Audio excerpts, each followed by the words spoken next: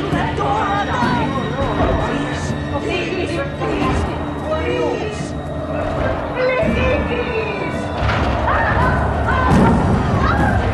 Maybe he gets through or die! You've got to do something!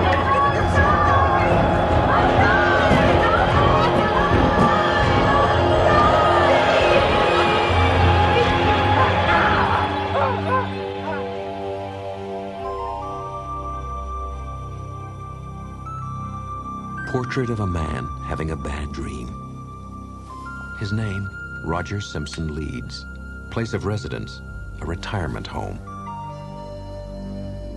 Roger Simpson Leeds, who since the death of his wife 3 years ago, has dedicated himself to living a life in which he touches no one and no one touches him. But now contact has been made, and Mr. Leeds is about to find himself touched by the Twilight Zone.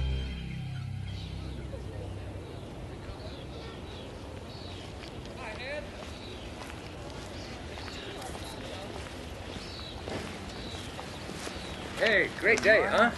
What do you got? Something good? Uh-oh. Thank you. Something, ladies. So, how's with that son of yours and the kids? All right, I suppose. Suppose? I thought they were supposed to be coming up to visit this weekend. I told them just to... Well, you know how it is. I can't have a bunch of kids running all over the place. No, of course not. With the photographers, mad social whirl, estate dinners, well, it just doesn't leave time for anything else. I'm sure they understand. You're an evil man, Frank. Did I ever tell you that? Oh, yeah, frequently. But then I'm not the one with the nightmares. Hey, one of the nurses told me that they heard you again last night. That's 3 times this week, Roger. Oh, we're meeting in the rec room for poker at 7. No. And by the way, I hear you're getting a new neighbor. Somebody's finally taken that room next door to yours. Just so he doesn't snore. Who said it was a he?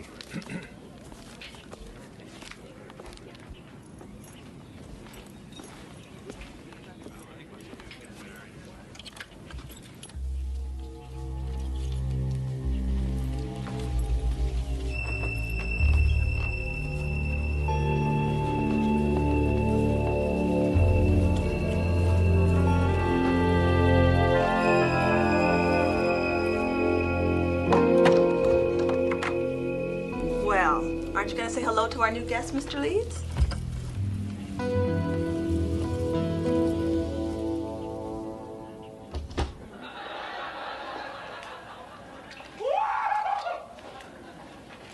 Who turned on the water?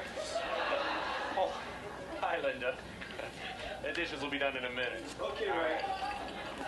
Come on, Mike. I mean, lots of marriages are warm, honest, caring, and some are conceived in hell. Hi, Bob. Hi, Linda.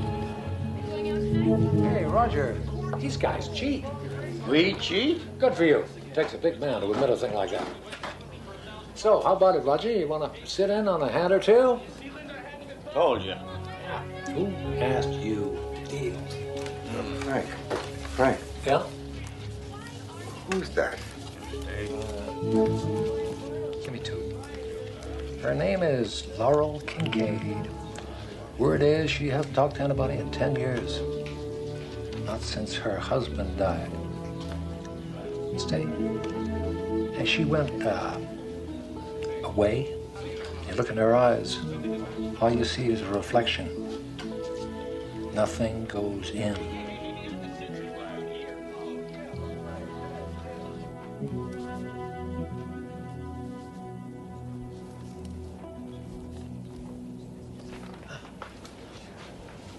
Roger? You okay? Oh, yeah. I'm surprised you're not asleep. You're usually upstairs by 10. No, I don't feel much like sleeping. You want to talk about it? No. Frank, why don't you just go away? Leave me alone. Because I'm your friend, damn it. We used to talk, remember? 20 years. That ought to count for something, Roger.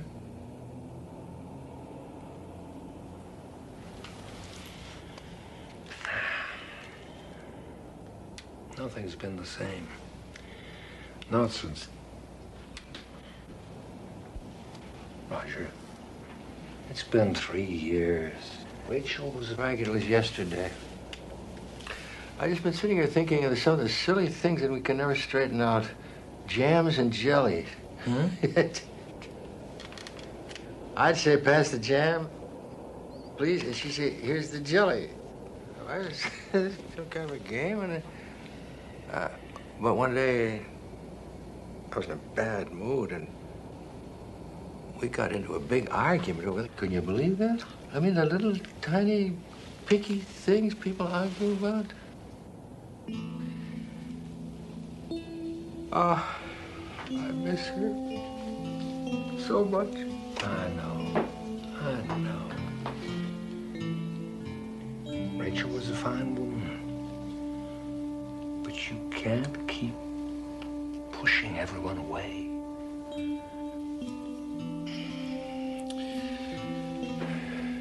I never knew I needed her so much until she was gone. When I had my first heart attack, she held my hand.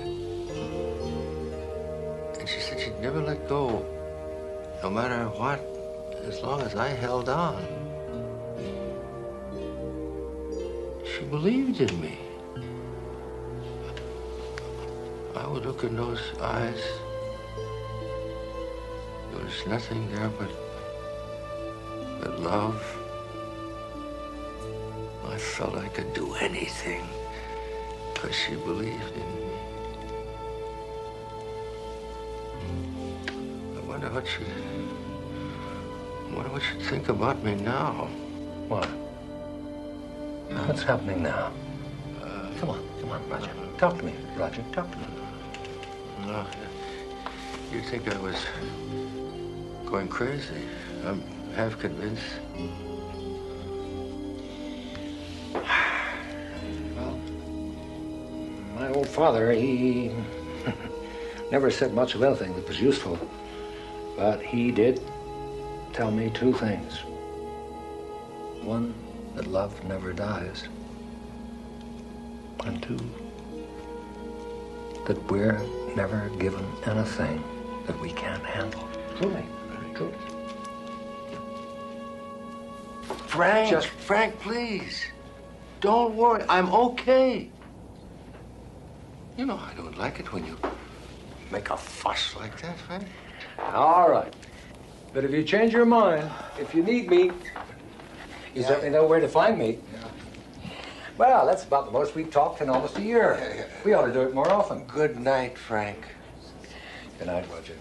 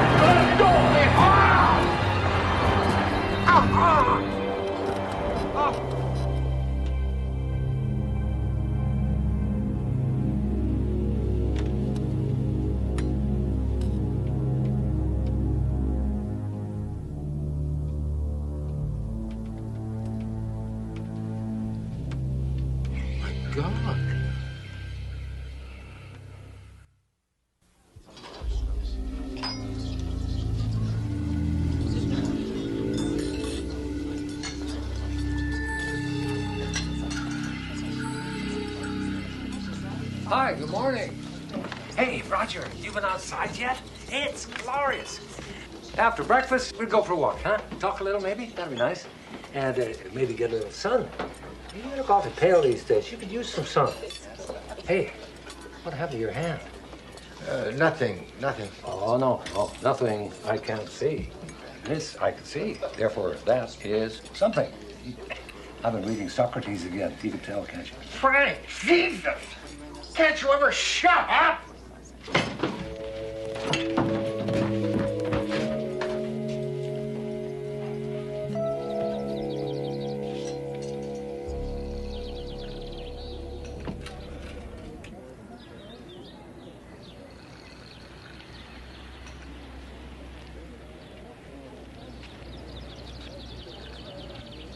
My name is Roger. I think we met. I would just like some answers. I need to know, am I losing my mind? That is you, isn't it? In my dream? Even before you got here, even before I saw you, you were there, weren't you? Well, what do you know? He's actually talking to somebody of his own free will. Of course, he would pick somebody who doesn't even know he's there. You must be able to hear me. You picked me, called me. Somehow. What I can't figure out is, why me? They tell me you haven't spoken to anyone since your husband died. So, what do you want from me? You want me to protect you from that thing? Is that it? Because if it is, Miss Kincaid, please, find somebody else. I can't protect you against it. I couldn't protect my own wife when she was dead.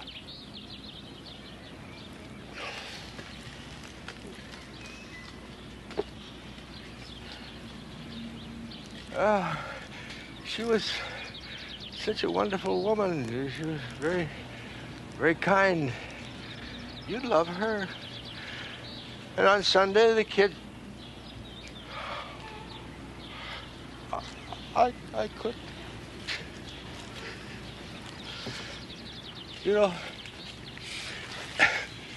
toward the end, we were in the hospital, and she could barely see. And, oh, God, she was in such pain.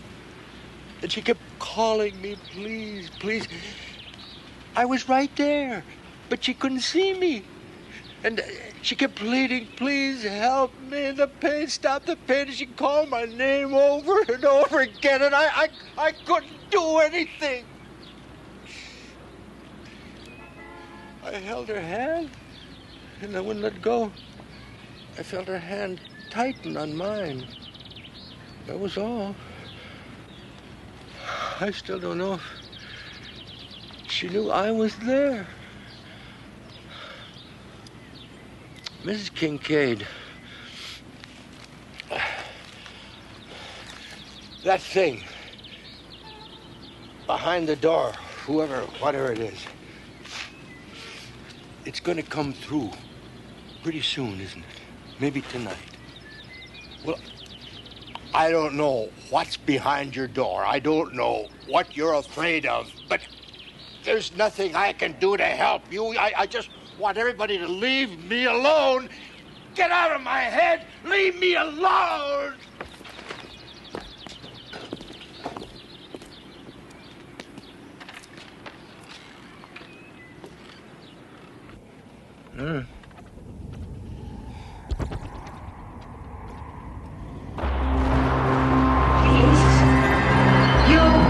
You fucked something. Let me get through alive. Please help me.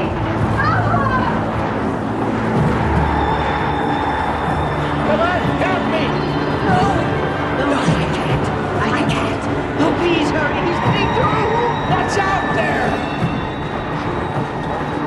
For 10 years, not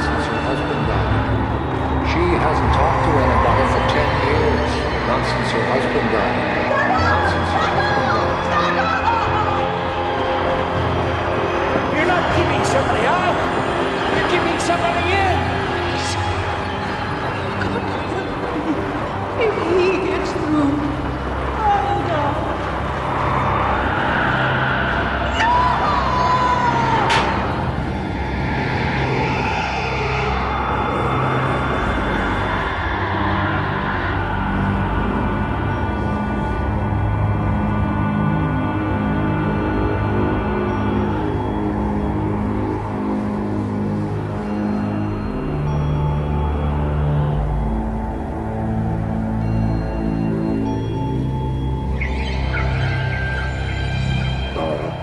No, don't. It's time for me to go. No, you can't go away. I'm sorry. Please. I'm sorry. It's been a long time. Too long. You have to let me go. No. Yes, Laura. This isn't even me anymore. It's just a shadow, a memory. I can't live without you. If you go, I'll die. No, Laura. Listen. Listen to me. I love you. I want you to go on. I need you to go on. For me, so that my life will have meant something. For me and the kids. For what we had. 40 beautiful years. You are always so strong. You are always there for me. Now I want you to be strong for me one last time. It's all right. It's going to be all right. But I need you to let me go. Live, Laura. Please.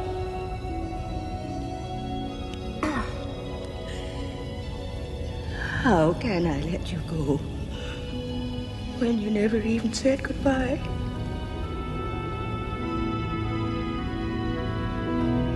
Goodbye, Laura. My true, my greatest love.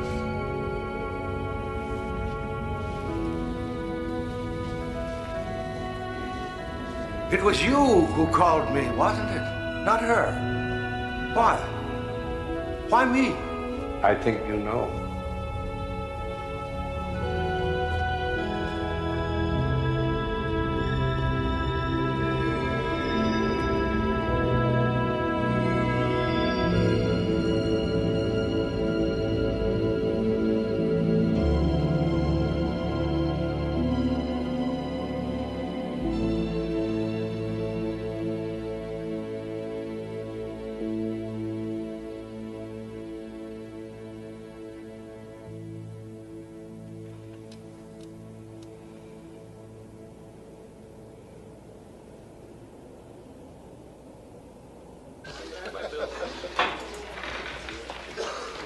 Frank!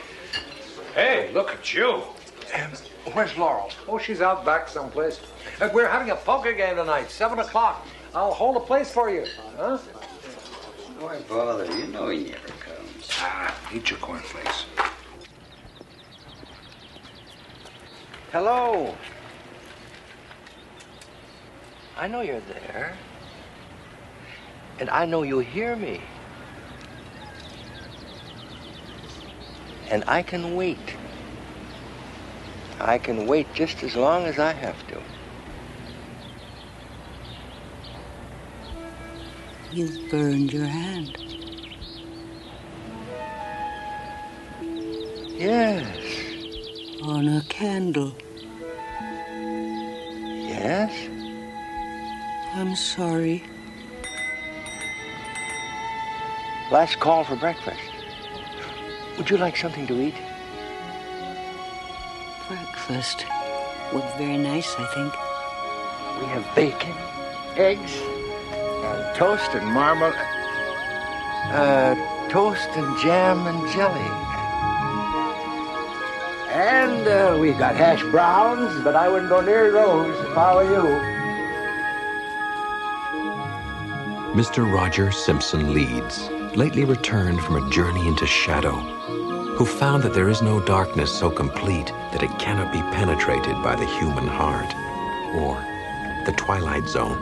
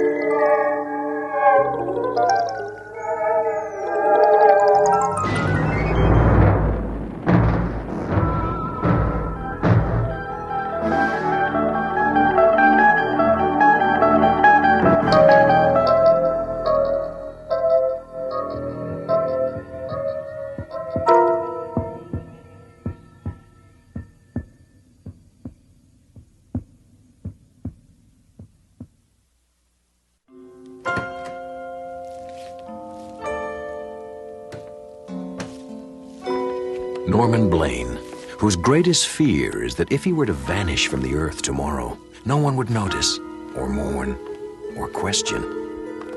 And whose greatest sadness is the realization that he is probably right.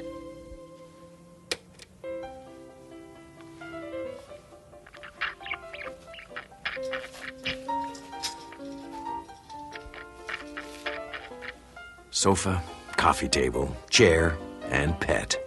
Solitary decorations in a life noted chiefly for its isolation. Point of origin and point of destination for Norman Blaine, whose days and nights are routinely swallowed into unhappy silence.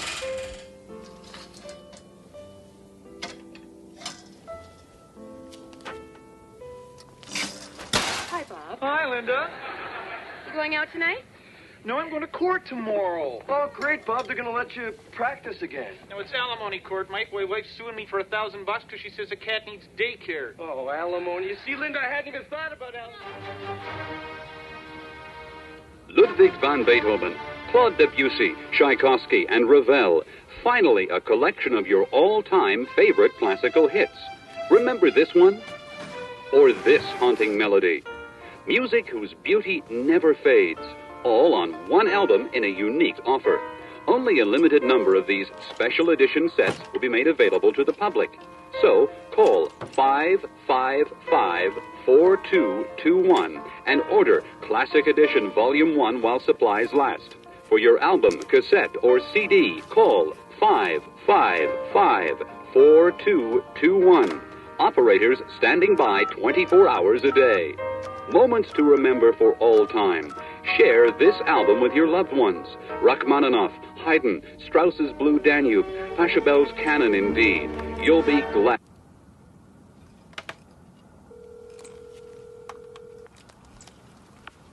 Hello? Yeah, hi. I'm sorry, I think I dialed the wrong number. Excuse me? Listen, I'm really sorry. It's just a wrong number. I probably woke you up. No. It's, okay.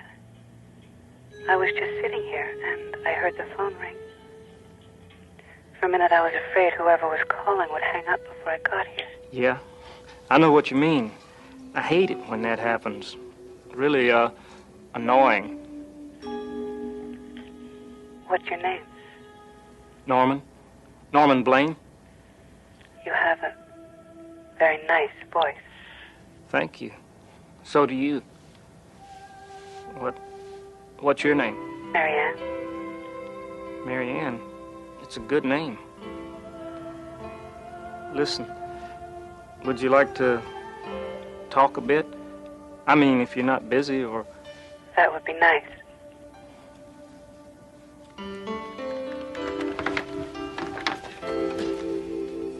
So, where was I? Talking to some strange woman for an hour. Hour and a half. That's the amazing thing about it. It wasn't like she was a stranger at all. It was, I don't know, special somehow. She was a little nervous at first, but after a while she started talking, I started talking, like we were old friends. Next thing I knew, it was... It was an hour and a half later. Exactly. She was friendly and fun.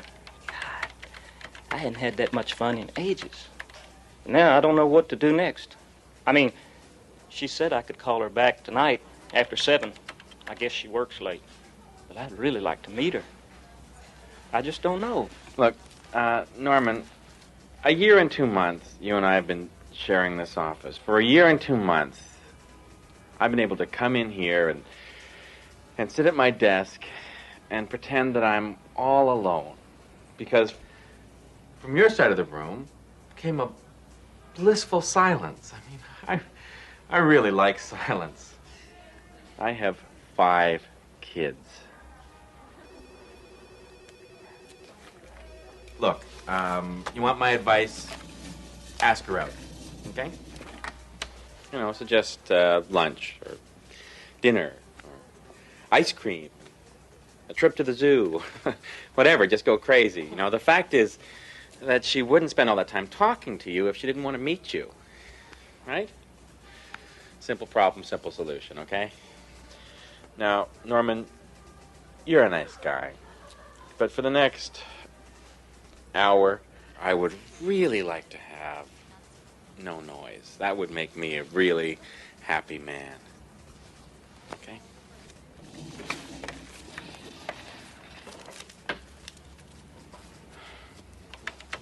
Well, thanks for listening anyway.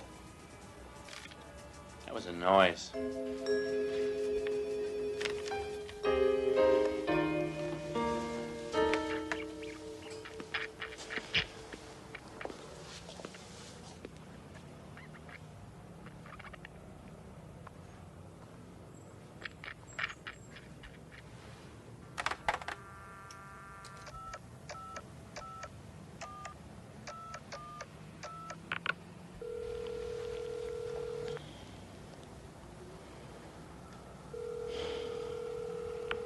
Hello? Hi, it's me. I didn't realize we've been talking for over 3 hours. I probably should let you go. All right. But one more thing. I just want you to know, Norman, I really enjoyed our talk last night. And tonight. I wanted to thank you. Well, same here. In fact, listen, I was thinking and wondering if you'd like to get together sometime. Maybe lunch, dinner, a movie, anything you want. Norman. No rush. I mean, anytime, it's okay. No, I really can't. We have so much fun just talking. Why do we have to change it? Can't we just leave it at this? Well, sure. I guess so. I've hurt you, haven't I? No. Really, it's okay. Like I said, I just enjoy talking to you. Honest. Promise you'll call me tomorrow? I promise. Bye, Norman.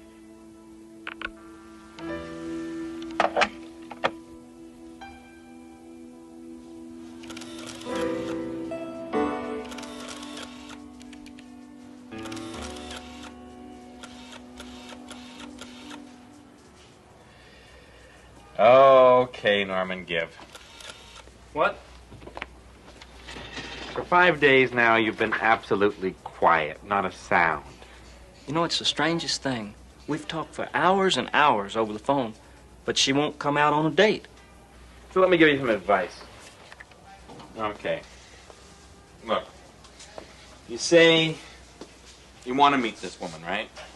But you don't know who she is, and you don't know where she lives. All you've got is a phone number. Have I got it surrounded here? Yes.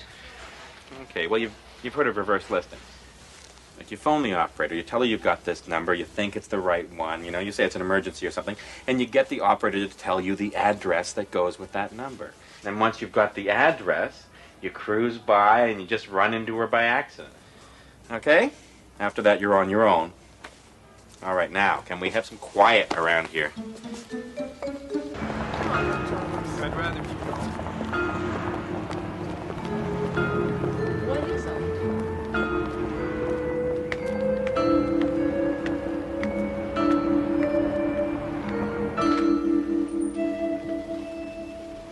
Excuse me, do you know if a Mary Ann works here?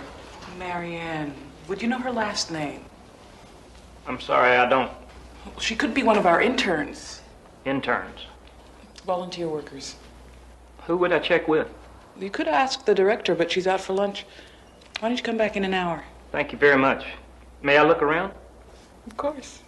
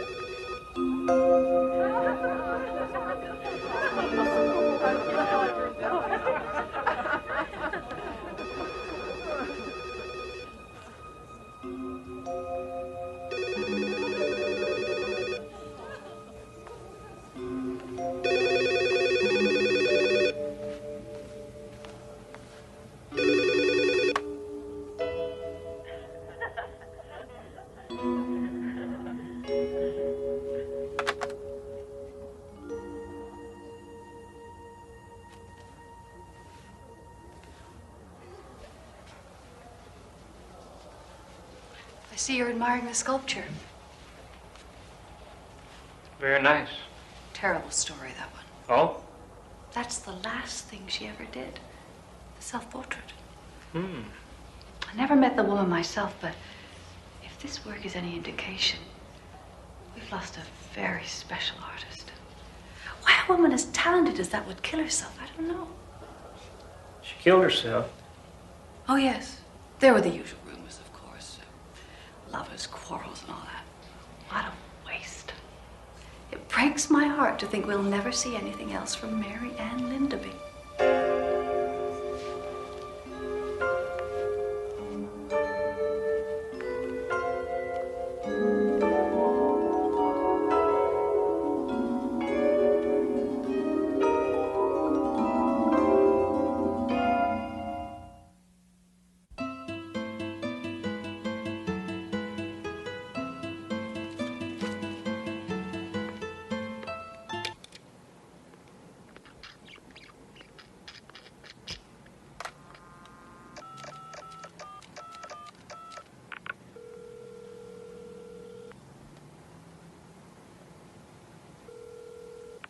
Hello, Norman.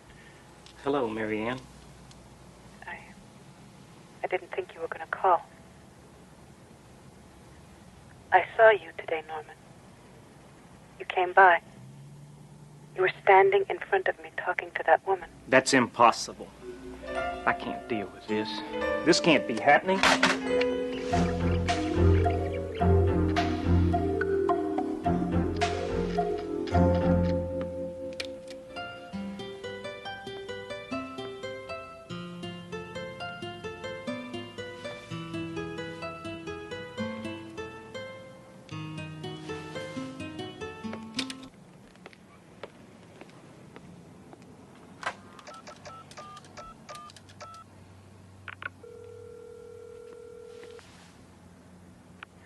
Hello? I'm sorry, Mary Ann. No. It's me. I'm the one who should be sorry. I never should have answered the phone. But it's been so long, Norman. So long since I've talked to anyone. It was dark. And I was so alone. I know. So was I. I have to go now. No, wait, please. You can't go away like that. Sorry, Norman. Please. Goodbye.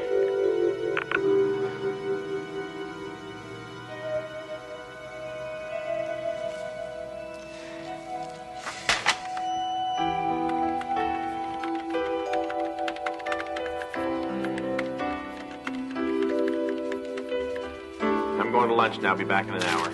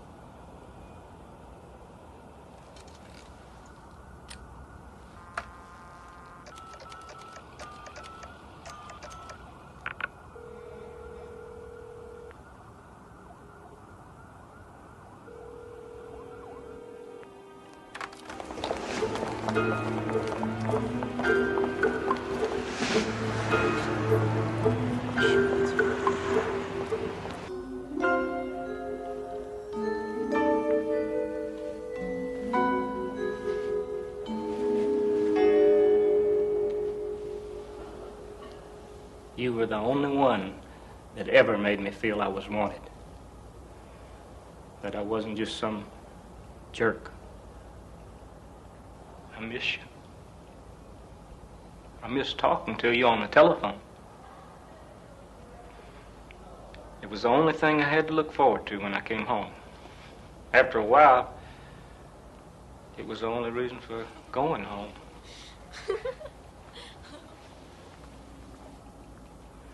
Don't you understand? I used to feel I was nothing, that I had nothing. And then there was you, and everything changed. And I thought, my God, I'm in love. For the first time in my life, I'm honestly and truly in love. And it all just went away.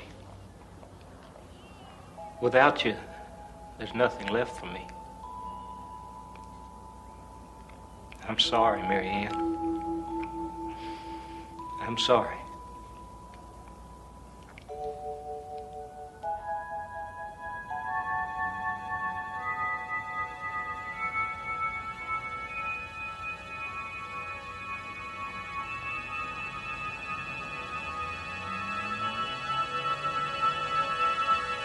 Excuse me. I'm gonna have to ask you not to touch the exhibit, sir. Goodbye.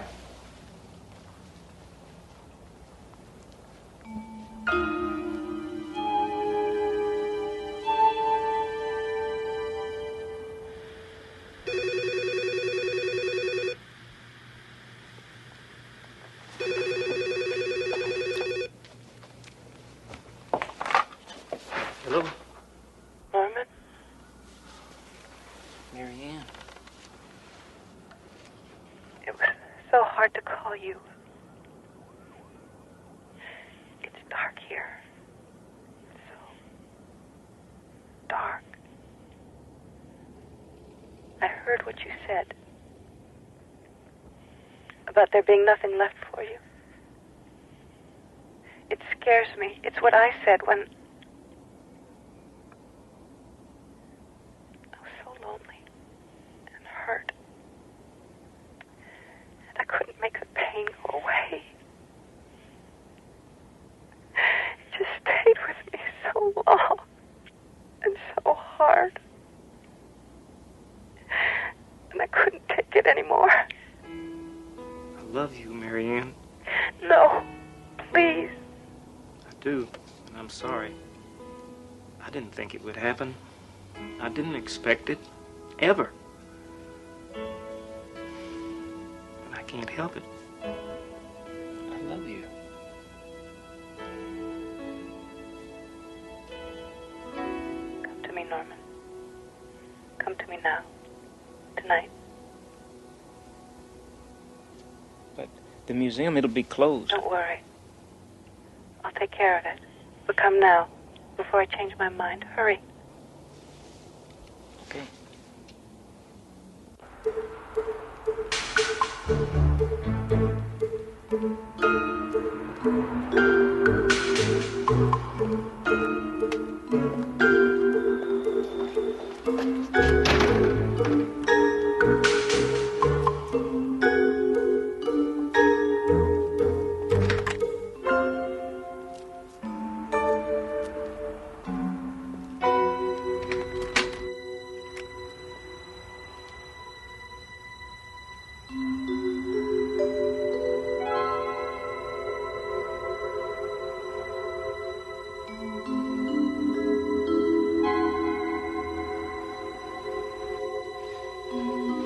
Mary Ann?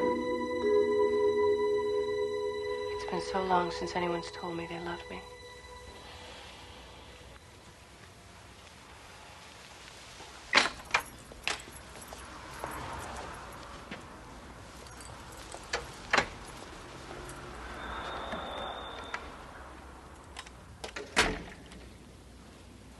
I don't want to be alone anymore. Stay with me. Please. Forever.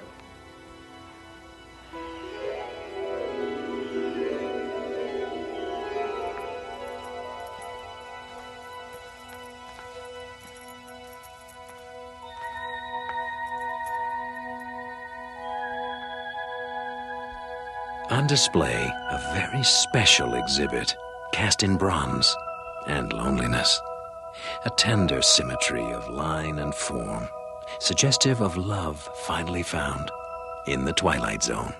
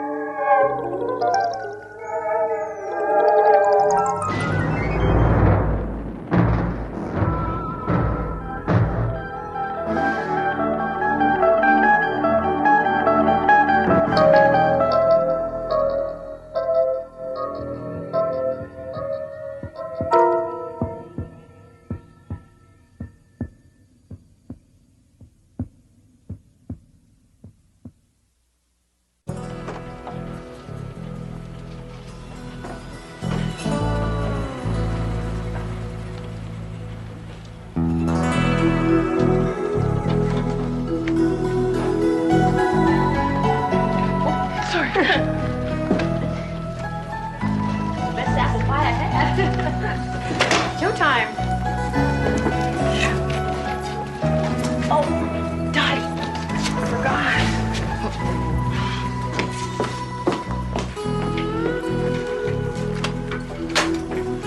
Morning.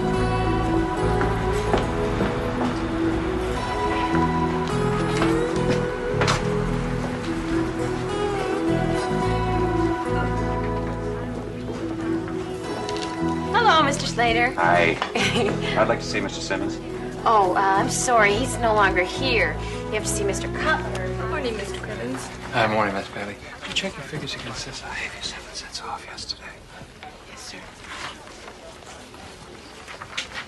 Oh, Mr. Cribbins, I'm ordering tickets for the livestock show. How many do you need?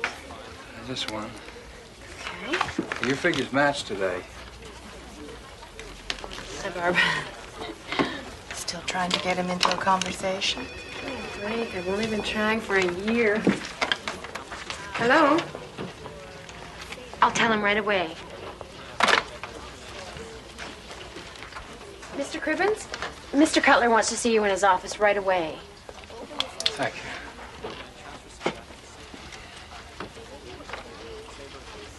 Uh-oh. Last week's Simmons, this week's Cribbins. A human calculator? Cutler'd never fire him. Focus on Warren Cribbins, a myopic little man, precise with figures, awkward with people. His horizons, a bottom line dotted with decimal points. But his safety in numbers is about to be erased. No, no, no. Don't get mad and don't get even. Just get ahead. Yeah. Sure. Cribbins. Yes, sir. Have a seat. Thanks, sir.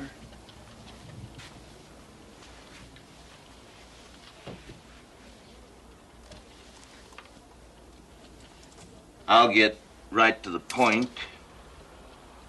You like your job? Yes, sir, very much, and I hope my work has been to your satisfaction, sir. Right down to the last decimal point. Oh, thank you, sir. Wish I could say that about everyone. Cribbins, Warren, how'd you like a promotion? Well, I've decided that you should replace Simmons as the new loans officer here at the Farmers Bank. actually, I think I'm better suited. Exactly. You respect the numbers. Honestly, No, don't thank me. Sandy will help you get set up. She's your new secretary, and we can discuss your salary later.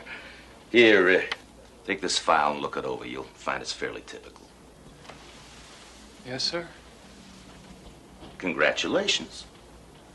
Oh. Thank you, sir. Sandy, will you come in here for a moment, please?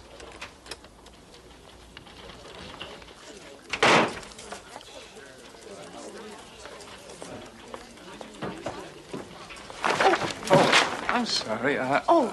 I wasn't looking where I was going. Oh, oh. Oh, no. Oh, no. Oh, I'm so sorry. Oh, that's all right. Oh, I'm so sorry. I can get them fixed for you. No, that's all right. I only need them for close work. I'll get by. Oh, Mr. Crivens. Yes? That's my book. The blue book. Oh. Yeah, yes, it is. Thank you.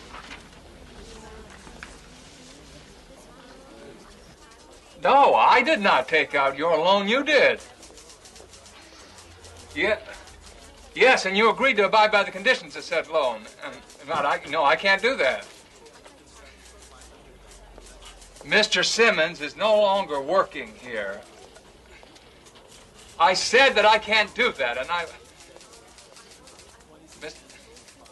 Mr. Johnson, I would appreciate it if you would watch your language, Mr. Johnson. Mr. Johnson?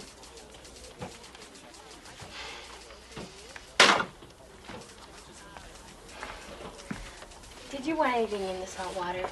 Oh, no, I have my own tea bags.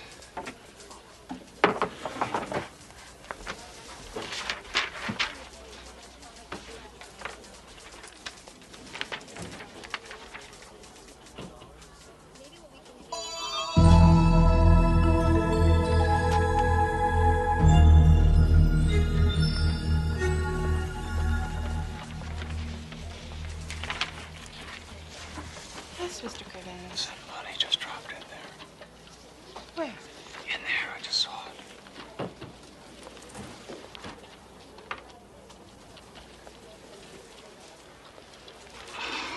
I'm sorry. Oh, it's okay. I could have sworn that. Really, I am. I'm sorry. Okay.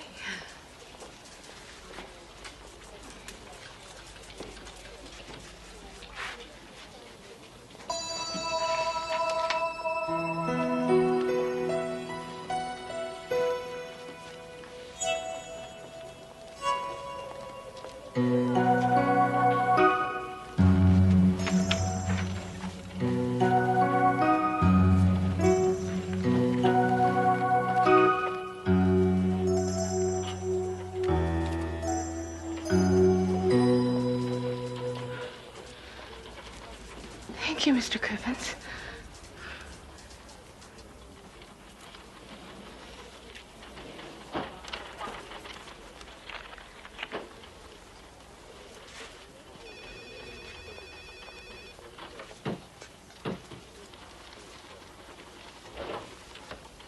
Mr. Crivens, Mr. Cutler wants to see you as soon as you've read all of these. Thank you.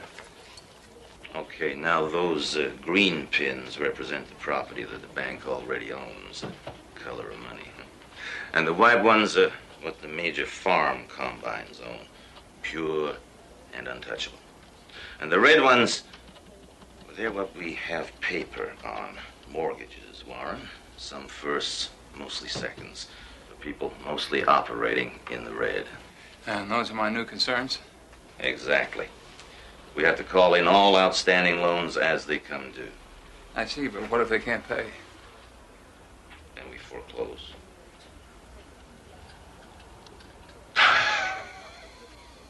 Listen, Warren, I've always looked at mortgages as rent. If you have a tenant who can't pay his rent, then you find one who can. I mean, the business of America is business, right? Calvin Coolidge. Exactly. So it makes us great.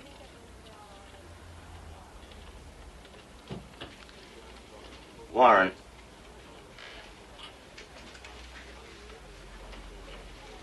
do you have any idea why we're stepping up our activity on this? Oh, sir? Well, it has to do with the new state highway coming through. If you own land the government wants, it's like sitting on oil. Do you know where the new highway's going, sir? Oh, boy. If I knew that, Warren, I'd own this bank instead of working for it. Anyway, the more deeds we own, the better our chances, so let's start changing those red pins to green, Yes, AP. I'm afraid you're delinquent on your loan, Mr. Slater. A letter was sent advising you that grace period's over this week. You can extend it a little more, can't you? No, I'm afraid we can't do that. The business of America is business, Mr. Slater. The business of America is people. Or it should be. Please, Mr. Slater, let's not take this personally. This is just business.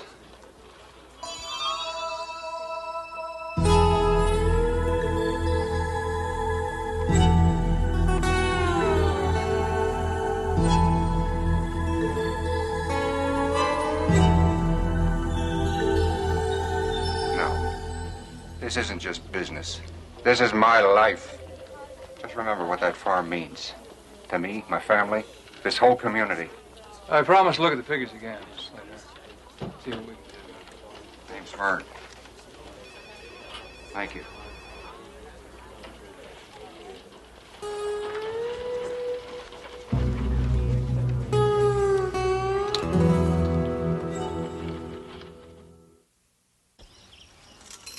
It's an enormous piece of property.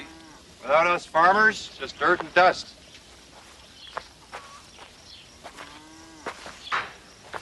What's the bank gonna do with it anyway? You can't work it? No, I guess not.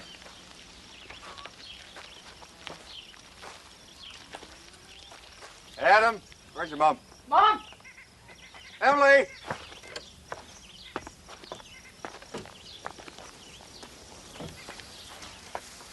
This here's Mr. Cribbins. He's from the bank. How do you do? Hello. Vern tells me you're going to figure a way to make things work. Well, since I'm not empowered to extend your loan and your equipment appears to be a little outdated, I suggest that you sell off some land. Who to? Who's going to buy it at a price that'll be worthwhile?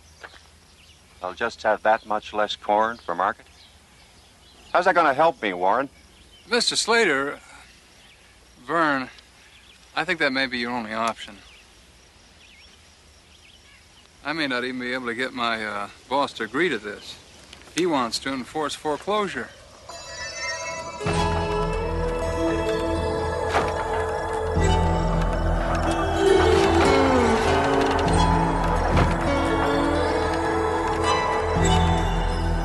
I think enforce is the key word here. Oh, please, just look this over and think about it. I ain't selling. You hear me, Warren? You go down to the bank, you tell them I ain't selling. Tell them loud and clear, Warren. You hear me? I got faith in you, Warren.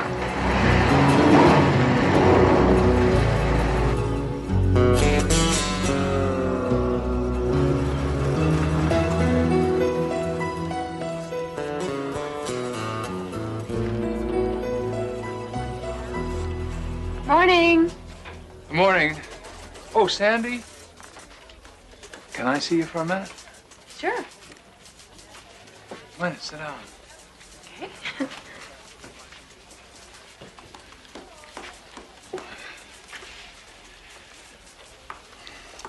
I have a question I'd like to ask you. If you were in a position to help some people, but by helping them you might lose a great deal yourself, yet by not helping them, the people you want to help, they may lose everything. Would you do it? Well, I mean, even if it meant risking your life savings. well, I don't really gamble. I can't afford to. But, well, I like doing things for other people.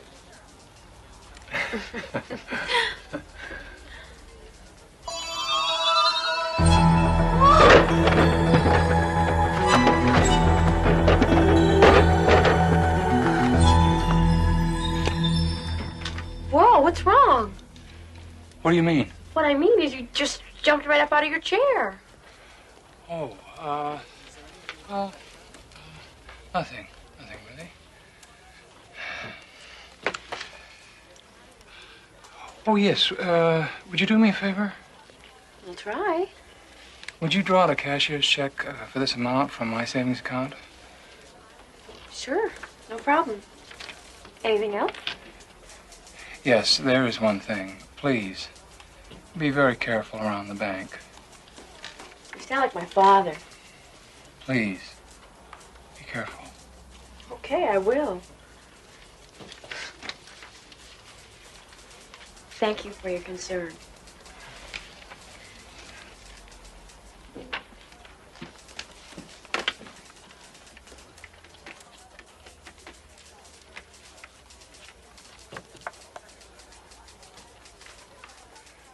Hello, Mr. Slater.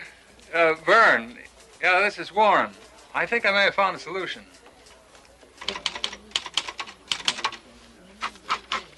Vern, I think this may solve your problem.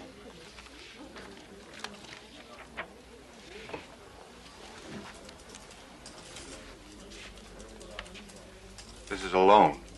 Yes, a personal loan from me. That's correct. Warren, I won't let you down. I'll pay you back every single penny. I promise you.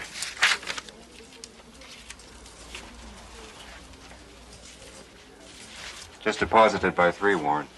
This is due day, you know. Don't worry, Vern. They let me cut in line here.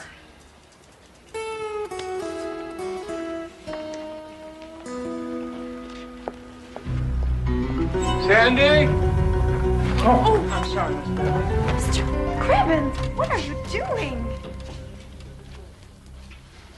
Oh, I'm sorry. Nothing really. I just,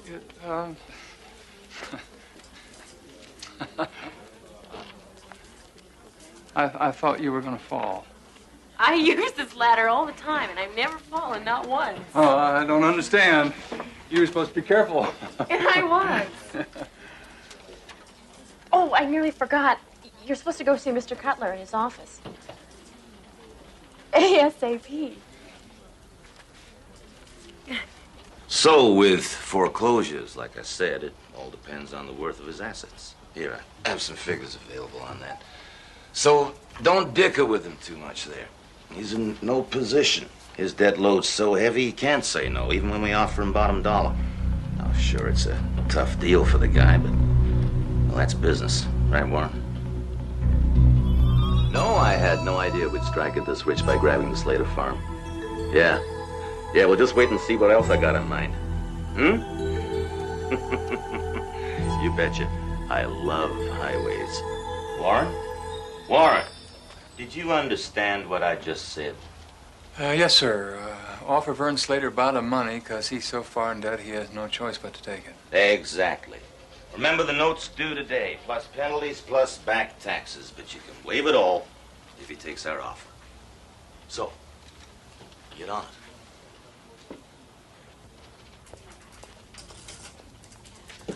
Everyone's closing and balancing. What did you want me to do with this cashier's check? I'm not sure, Sandy.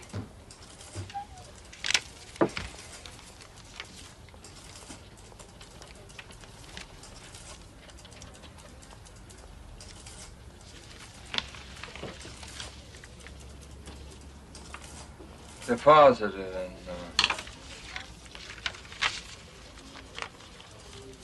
Vern Slater's account.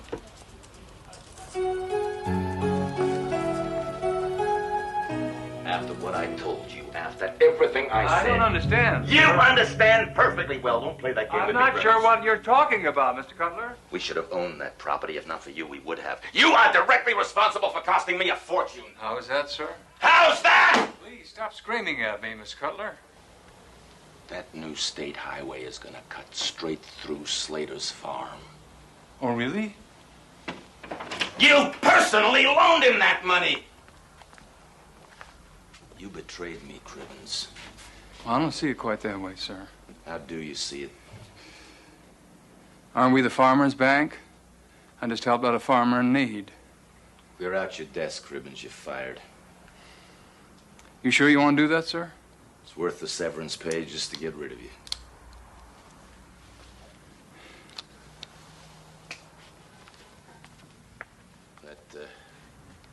That sign's crooked. Fix it.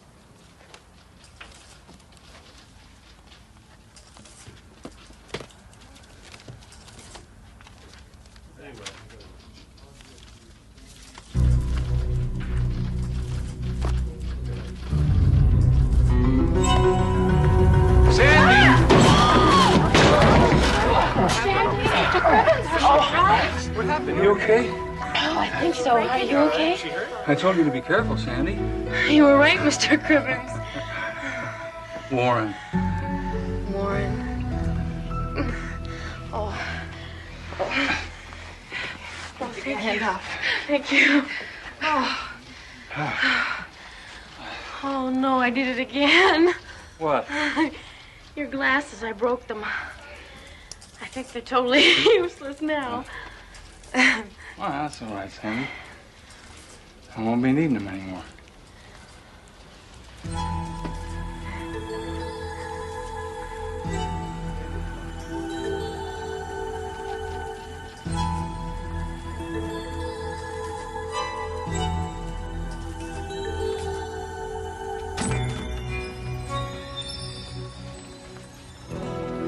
Come on, Miss Bailey.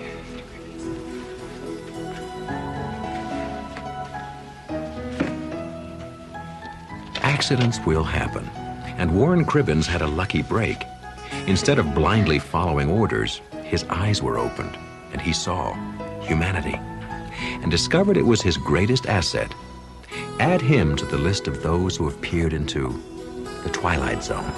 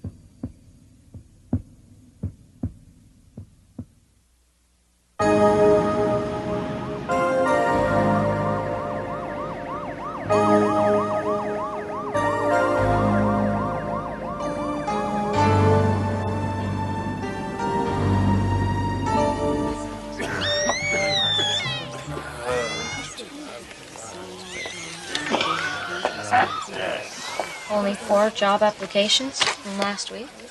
We require more than that, Mr. Cranston. I know that. I know. I thought I was sick.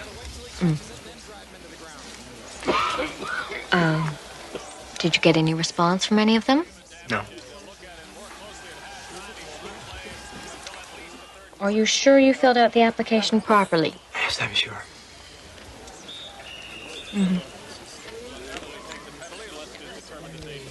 Maybe if you borrowed a nicer coat. Coat. No, it's not the clothes, it's the time. The longer I'm out of work, the harder it is to find someone to hire me. Perhaps you don't understand the purpose of this interview, Mr. Cranston. You know, this shelter has just lost its mortgage, and I have to determine people's eligibility so that I can transfer them. Ma'am, do not... Ma'am, don't you think I'm serious about trying to find work? Do you think I enjoy being broke and living here in this shelter with my family? I work with my hands. I build. I cannot build unless someone hires me. Do you understand? I think we've talked enough. I have other people to interview. Thank you, Mr. Cranston.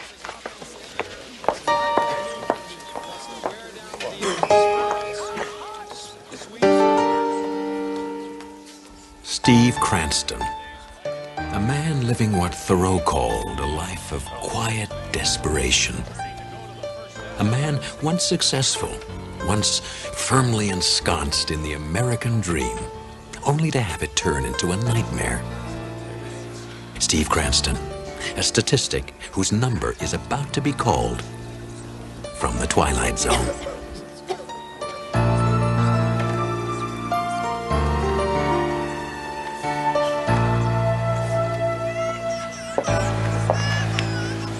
okay, Steve. Something's got to break for us. No, maybe it is my fault. Oh, you know better than that.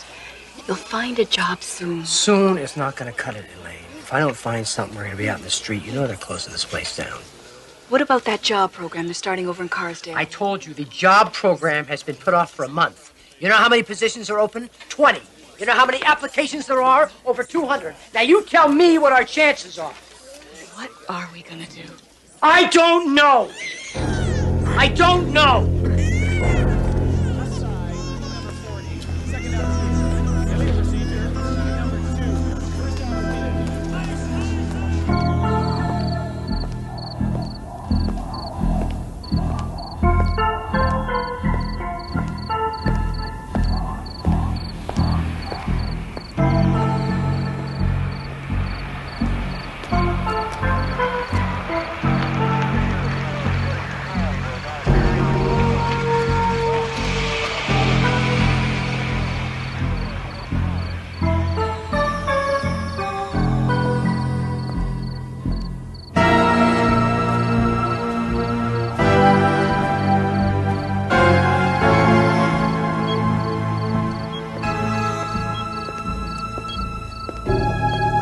Wouldn't you know it? The one piece I need, I don't have with me. Well, what do you suggest be done in the meantime? Just leave it off tonight. I'll be back in the morning. Leave it off? I mean, do you really think that's such a good idea? Oh, look, I've left the arm light on. Nobody will know the whole system's down unless you tell them, right?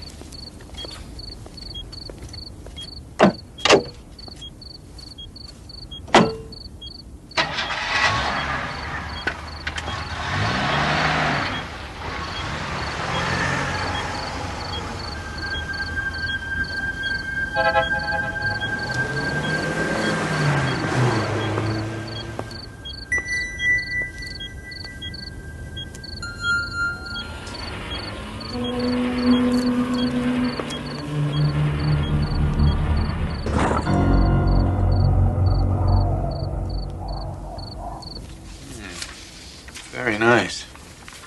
Very nice indeed. You'll notice the growth in the fourth quarter profits in... Yeah, I can see that. But I still want the audit pushed through. If there's any way we can cut back on expenses, salary, budget, personnel, do it. I have to tell you that there's going to be some opposition. They say they're down to the bone as it is. No, they're not down to the bone. You know how you can tell? They always start to yell when you've hit nerve, not bone. By the time you get to the bone, they've stopped complaining because they know they could be next. I'll do what I can. You do that.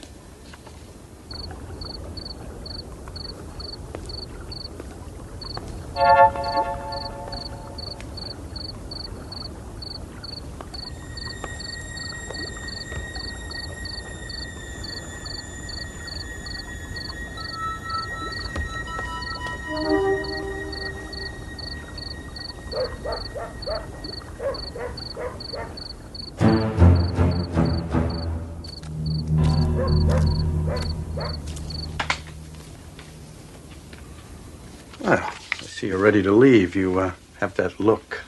It is nearly 10 o'clock. So it is. I'll stop by tomorrow with the potential tax shelters that we discussed, and I urge you to move as quickly as possible to avoid the year-end rush. If it's tomorrow, it's going to have to be in the evening. I'd say around 8:30. 8:30. Something? Nothing. 8:30. Good night.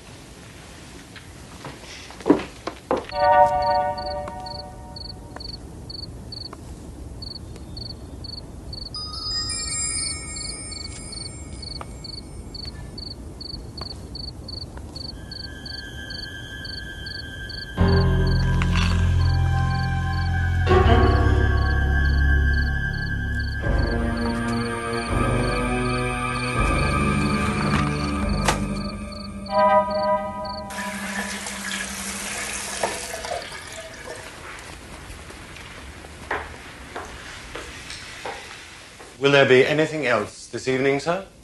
No, I don't think so. I'll do a little reading before I go to bed. Very good, sir.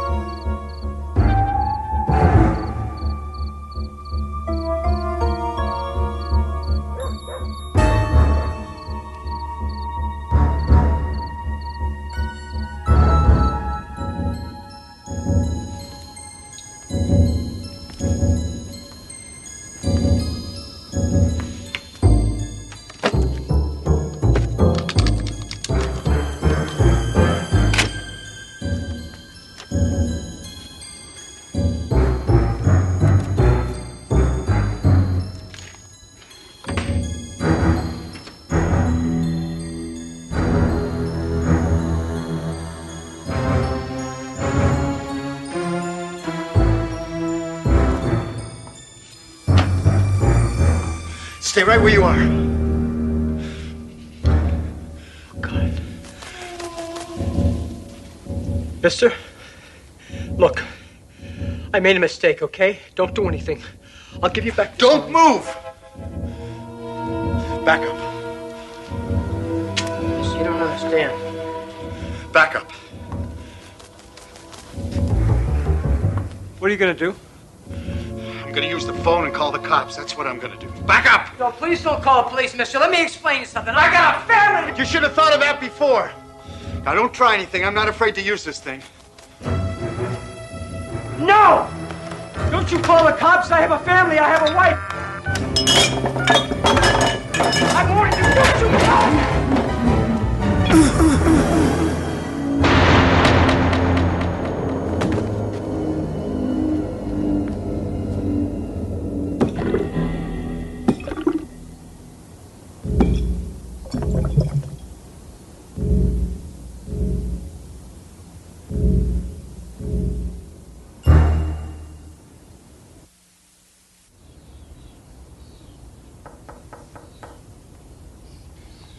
Good morning, sir.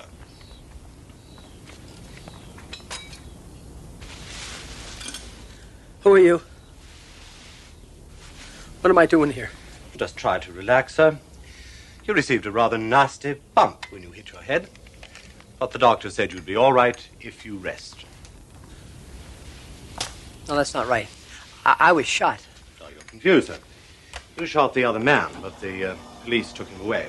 What other man? What are you talking about? Mr. Perry, the doctor was most emphatic about your staying in bed.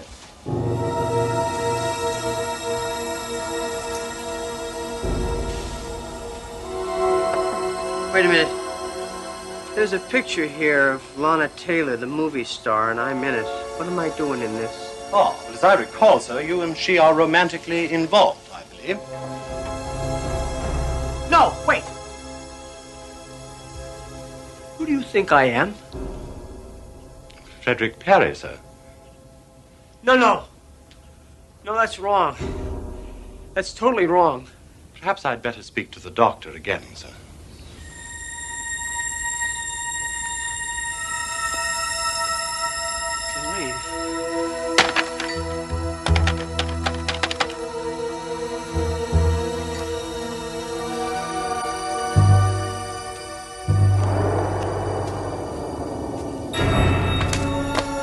Shelter. Yes, good morning. Is Elaine Cranston there, please? I'm sorry, she's not here. No, I have to speak to her. It's urgent. I'm her... She's at Mercy Hospital. Seems her husband got shot last night.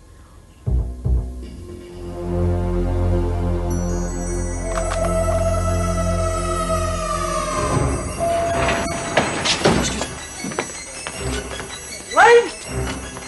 Elaine? Lisa? Oh, thank God. Thank God. What are you doing? What's wrong? What are you doing here? Leave me alone. Honey, what's wrong? Don't you recognize me either? Of course she does. You're the bastard who shot her daddy. Stay away from him, do you hear me? Just stay away! Oh, God, this is totally crazy.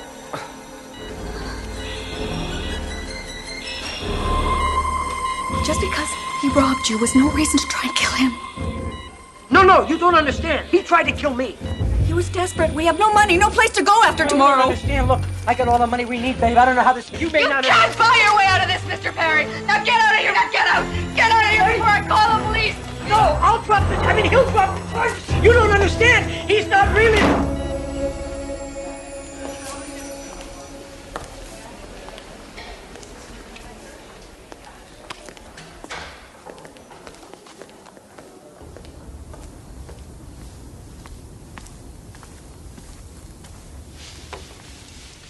You are, sir. I hate lobster. I thought you loved lobster, sir. Things change. Too many things. I'm sorry. Tell the chef it's swell, I guess. Swell, sir?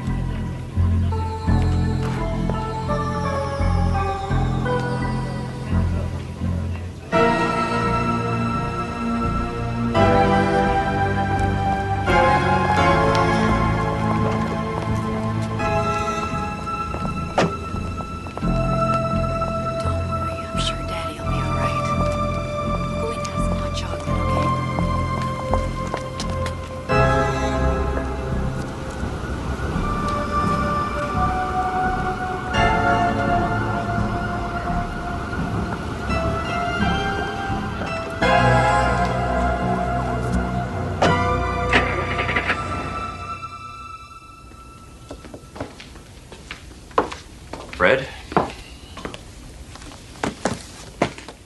What are you doing here? I'm here as you requested. Have some background material on the matters we discussed. And I need a couple of signatures just to get the process going here. Could I see this just for a minute?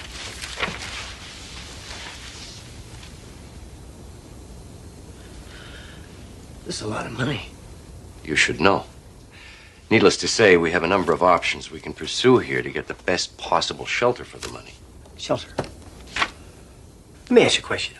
How much money is this? I mean, if I put it all on a table, a great big pile, how much would it be? Well, counting stocks, real estate, long-term municipal certificates of deposit, a little over 40 million. Of course. And, of course, there's about 800,000 in cash and mutual funds. And I could spend that, right? Yeah, sure. You could. Do you know this place called the 8th Street Shelter? It's a place downtown for the homeless. Their mortgage is running out tomorrow, and I'd like to, To what? Not buy them out. Yeah, I would like to buy them out. I'd like to buy out their mortgage. I'd like to make sure they don't close down tomorrow. But, Fred, you can't just... Why not? It's my money, isn't it? But why? What's the reason? Never mind why. Just do it tomorrow morning. You sly fox. Something big's going to happen there, isn't it? And you want to be in on it.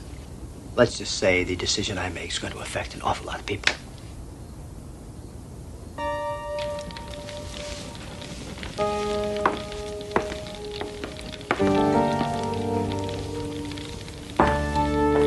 Would there be anything else this evening, Mr. Perry? No, thank you, Lawrence. Good night, then, sir. Good night.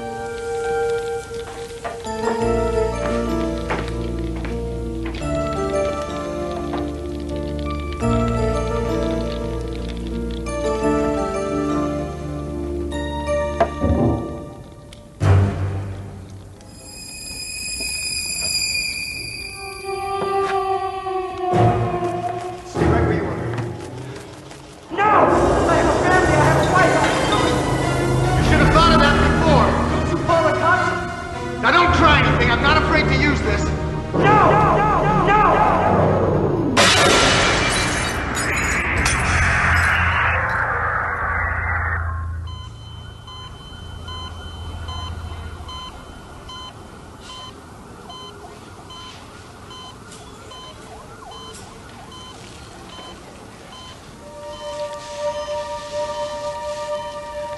Elaine. Dad!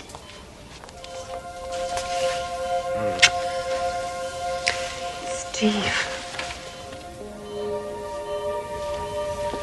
Thank God.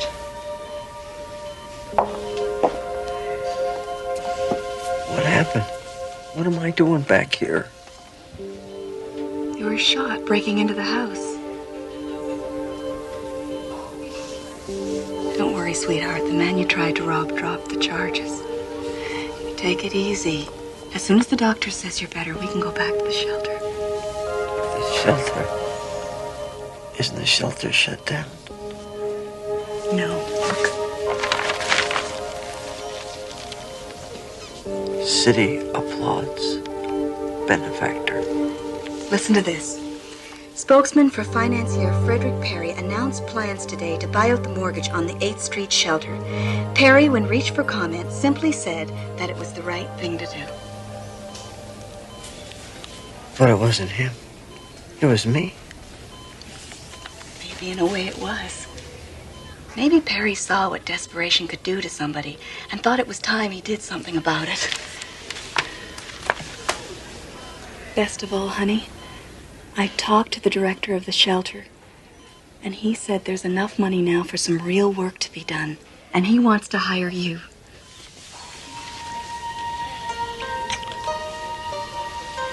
I was so afraid I was going to lose you. I'm just so glad that you're back. So am I. So am I. It has been a time of changes for Steve Cranston, and the hard times are by no means over. But perhaps now the decisions ahead will be a little easier to make. There are no easy answers here or in the Twilight Zone.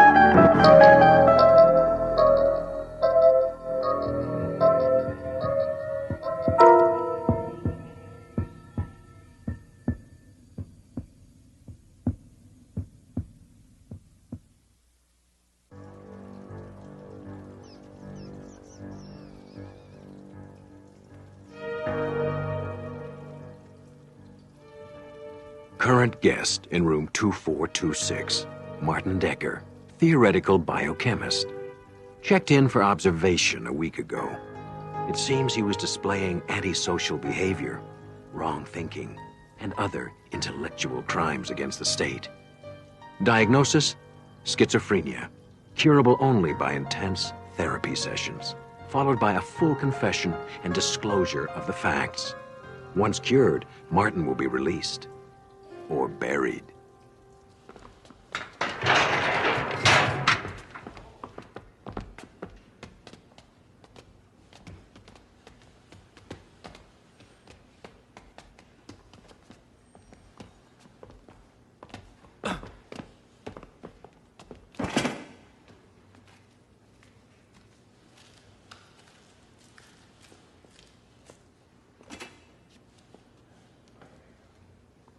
I have a feeling we'll be seeing a breakthrough in this therapy soon.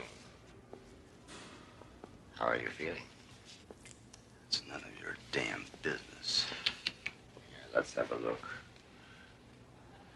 He is not fit to be released as yet. He needs another treatment. Or two.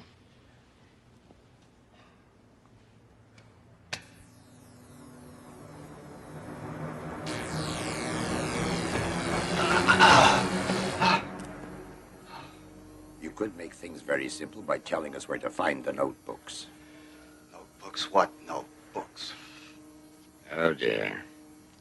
We're going to have to start all over again.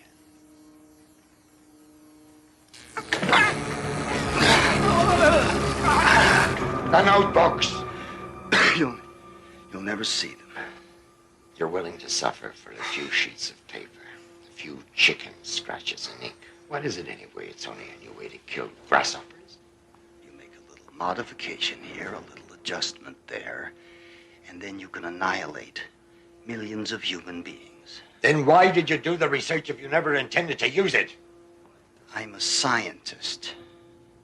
You wouldn't understand this, but there are people who believe that ideas have an innate, intrinsic value. Oh, well, we believe that ideas have value. Values when applied to the service of the state. You see, until then, they're just worthless, abstract, theoretical equations. Come, Dr. Decker. Surely you must have known how this might be put to use. I was blinded by the research grants and the awards and my pride in my work. I thought of the bacteria as a way to wage war on famine and hunger. But then I realized, in your hands, it would be just to wage war. And you don't have a right to knowledge like that. That's where you're wrong, Dr. Decker. We have a right to all knowledge. Why don't you just write down the processes? It'll save us all a lot of trouble, and you a lot of pain. I couldn't do it if I wanted to. The process took years. Just tell us where you've hidden the books. I see this is going to be a useless discussion any further.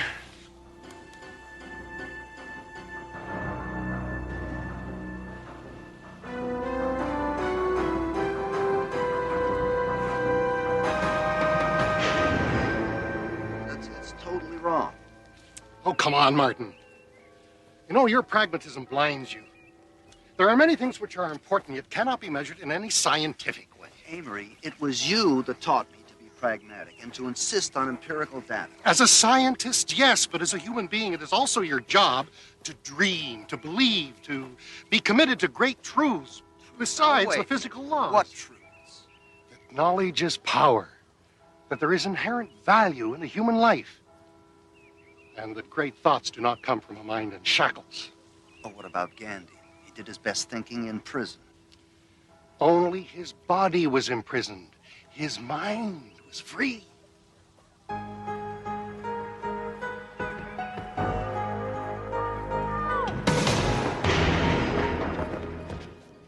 a playmate for you.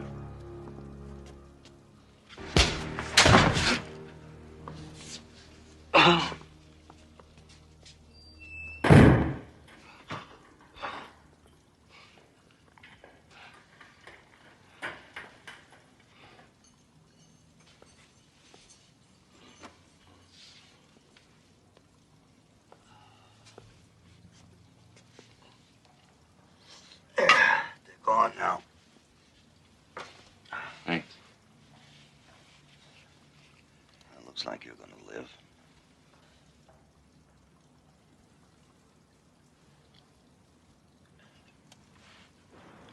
Can I have some more?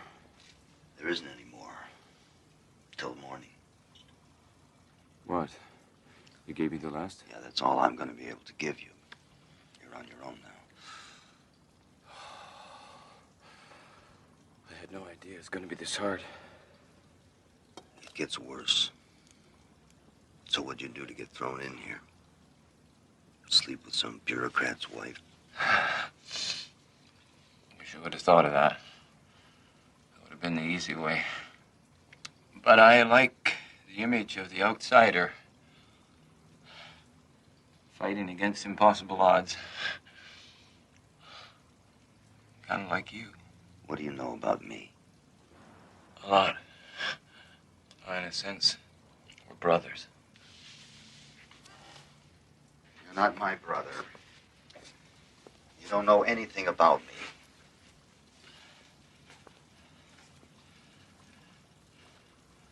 I know enough. Oh, really? I know about the notebooks.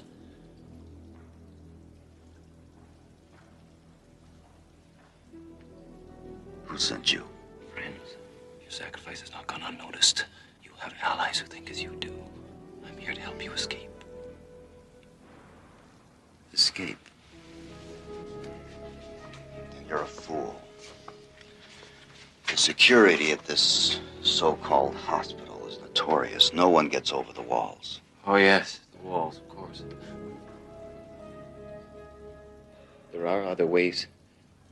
I can help you escape safely. How do we do this? We fly. Your skepticism doesn't surprise me. And you will find it hard to believe that I've been trained to use my mind in a different way than you. I can go anywhere I want to. No walls can contain me. I think Dr. Ostroff has given you one too many treatments. Go ahead, laugh. But teletransportation is a reality. Teletransportation. Teletransportation is the fevered fantasy of a very disturbed individual with whom I happen to be locked up. You're a lunatic.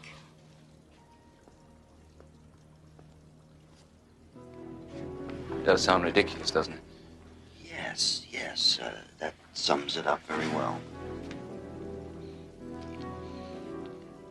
Is it so ridiculous to think that men can transport themselves with the powers of their minds when they already use a simple beam of light to carve holes in granite and knock satellites from the sky? Shining a beam of light from here to there is very different from teletransporting matter. Is it?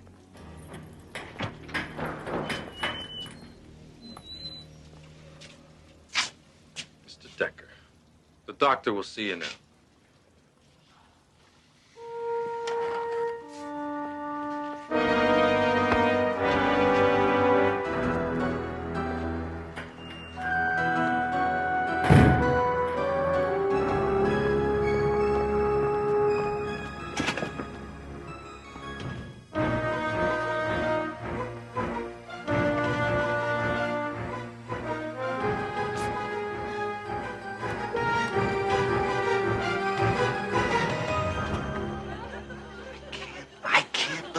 We're here.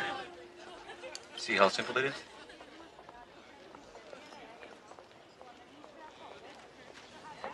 It's been so long, I forgot what the real world was like.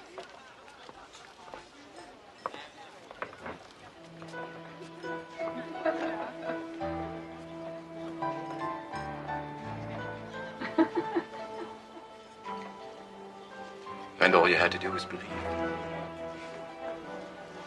Really believe. Where are the notebooks? Are there copies? Where are the notebooks? Where did you hide them? Are there copies? Turn it up. Where are the notebooks? Are there copies? Tell me about the girl. She was very beautiful.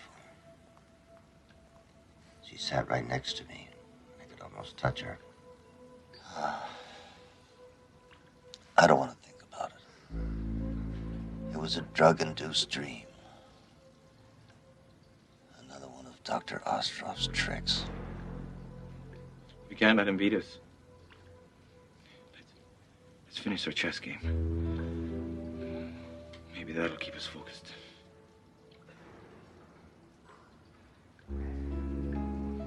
Bishop to queen 4.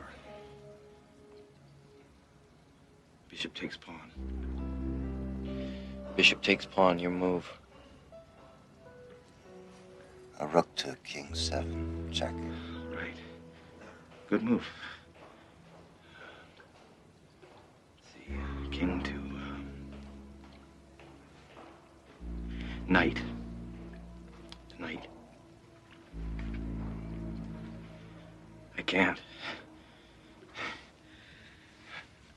I just can't see the board anymore.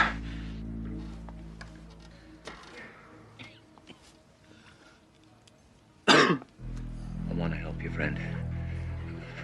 But I'm not sure I can hold out much longer.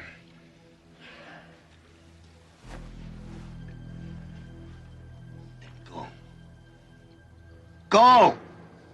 If you can go take a walk on the beach or spend the night in some woman's arms, go! Leave me alone! I can't. I have a mission. Unless I get you out of here, I've failed. You are not the only one with convictions, you know. Idiot.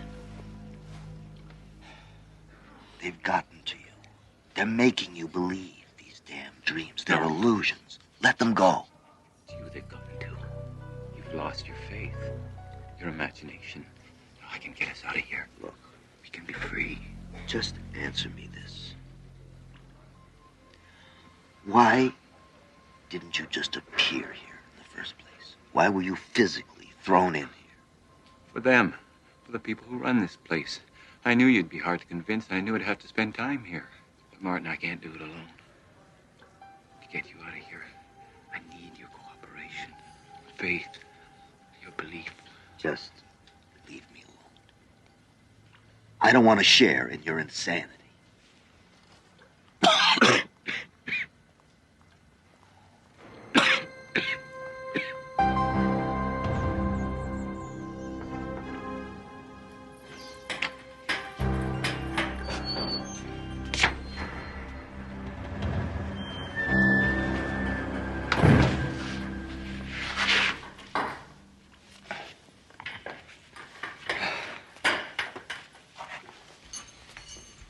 You don't need to suffer like this, my friend. Oh, stop. Just listen. All it takes is belief. All right. Let's just say for a moment that I believe. How do you do it? How do you transcend matter? Like all great truths, it's profound and simple. You believe with all of your being that you're in another place than you are. Just like that? Only if you truly believe.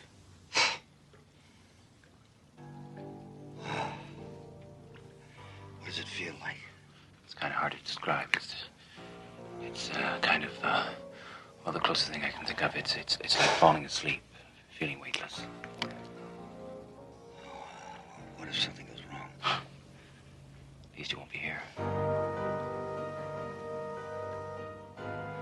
Well, I'll do anything to get out of here.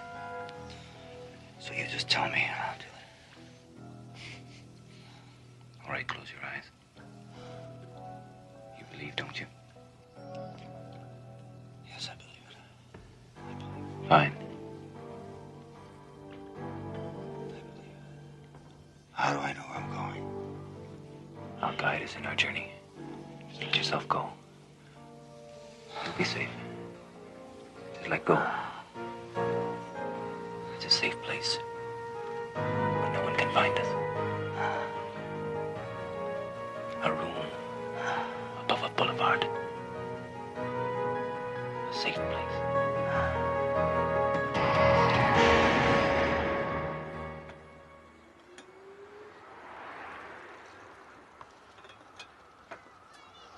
Key?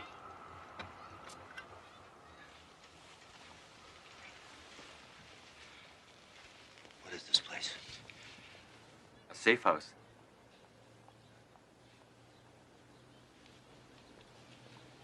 Please, you mustn't do that. We can't run the risk of your being seen from the street. There are more lives at stake than just yours. Come sit down. We'll have a cup of tea. First time's always a little disorienting.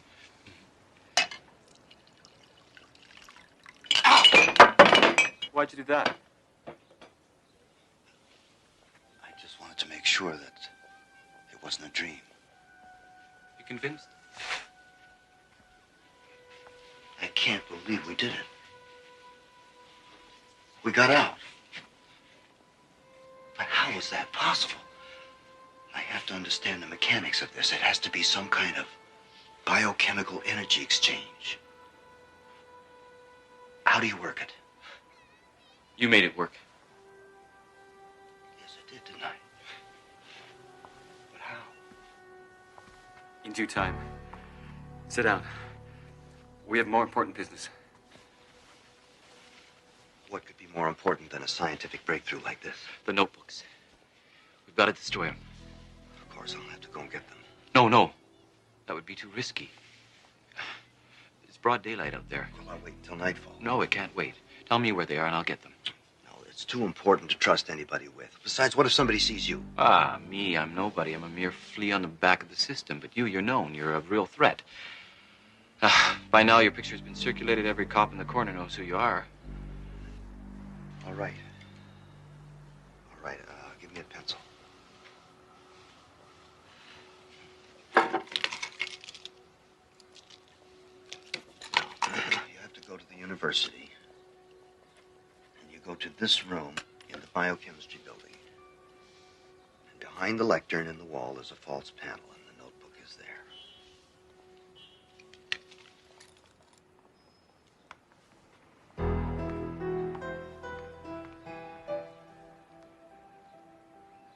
I won't let you down.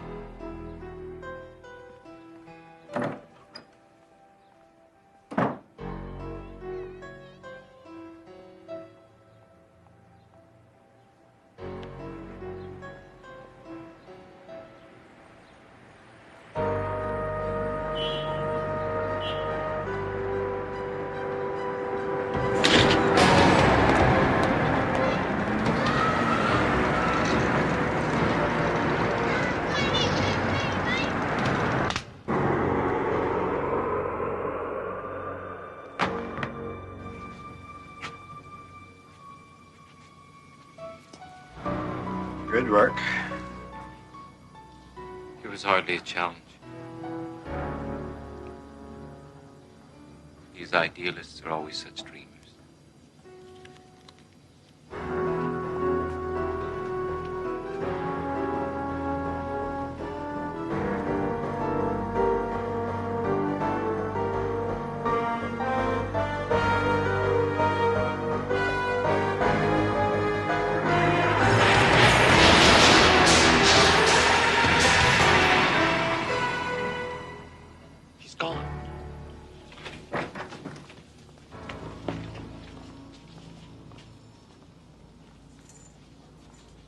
No sight of him.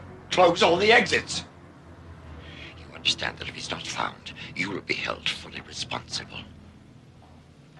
But it was just a trick. He couldn't have actually done it.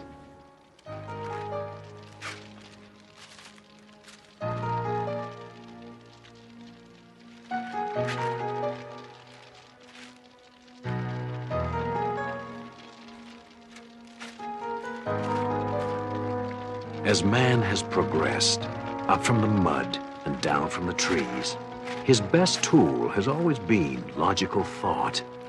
That tool has taken us in a grand arc, from the first flint against steel to the apocalypse of colliding atoms. What Martin Decker, man of science, has learned is that every once in a while, we must step out of the confines of logic and take a leap of faith into the Twilight Zone.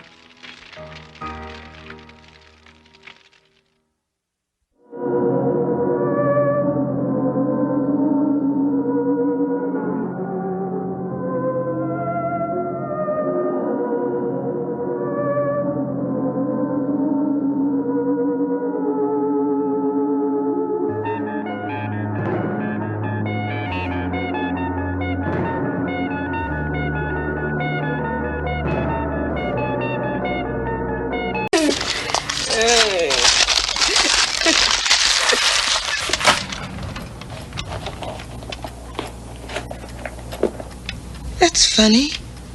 What? The trash. I could have Okay, never mind. Never mind.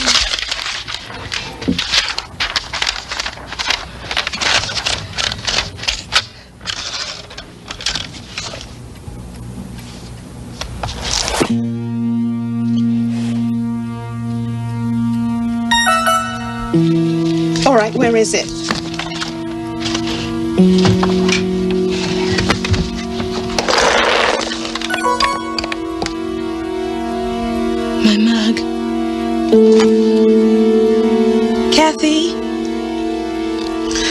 What is it now? My mug. The mug I keep my pencils in, it's gone. So is the trash. And what's this doing on my desk? It's your political science book, isn't it? I know what it is. After the last test grade, I wasn't sure.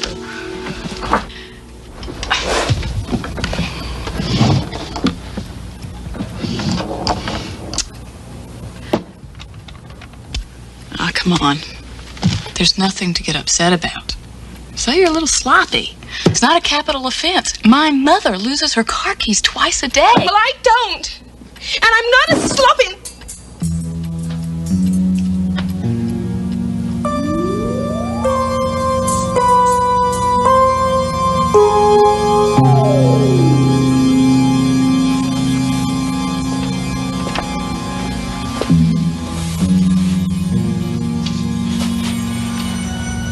What are you doing?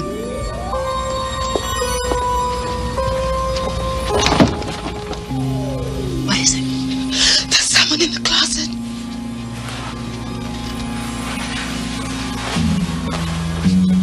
The Whiteout burglar.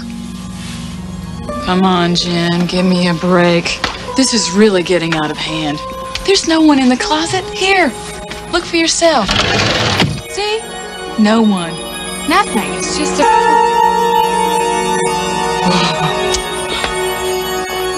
You're not Jennifer Templeton. Not me. Her. I don't believe it. Just give her the mug back and let's get out of here. Right.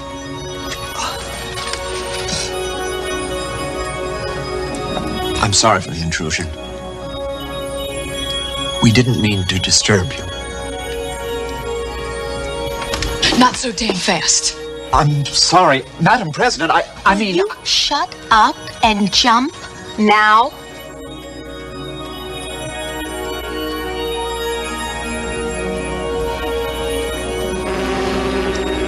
Oh, damn it. I'm really sorry about the mug. We weren't supposed to take anything you'd miss. The first president of Earth, and she's practically in tears. God knows what effect this will have on the time stream. And if you go back to see Cleopatra again, don't bother coming home.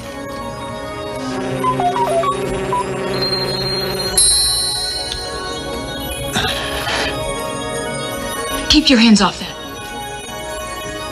Let him go, Kath.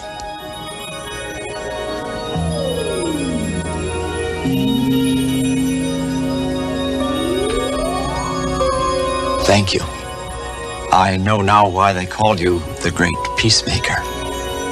Well, I'm history. It's been nice meeting you, Madam President.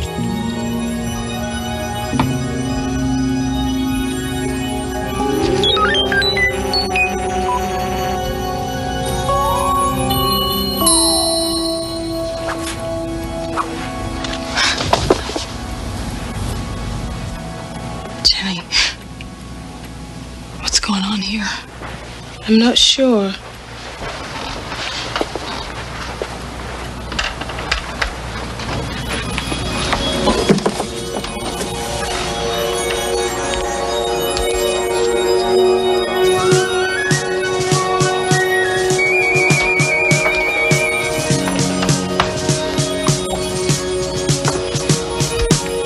But I think I'd better quit cutting political science.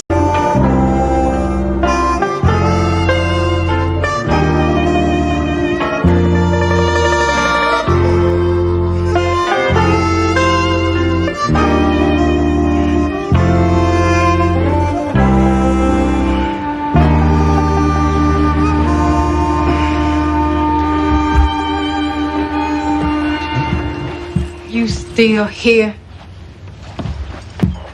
I'll come back and get my things after my shift. Yeah, well, you just might find them in the front yard. You want breakfast? Well, I was gonna go up and eat at the cafe. No, you don't. Now, you can go on and tell Les and Bobby and Charlie that I threw you out. But I ain't gonna have you going to work eating cafe breakfast here. Thank you. I appreciate it. Melissa, look.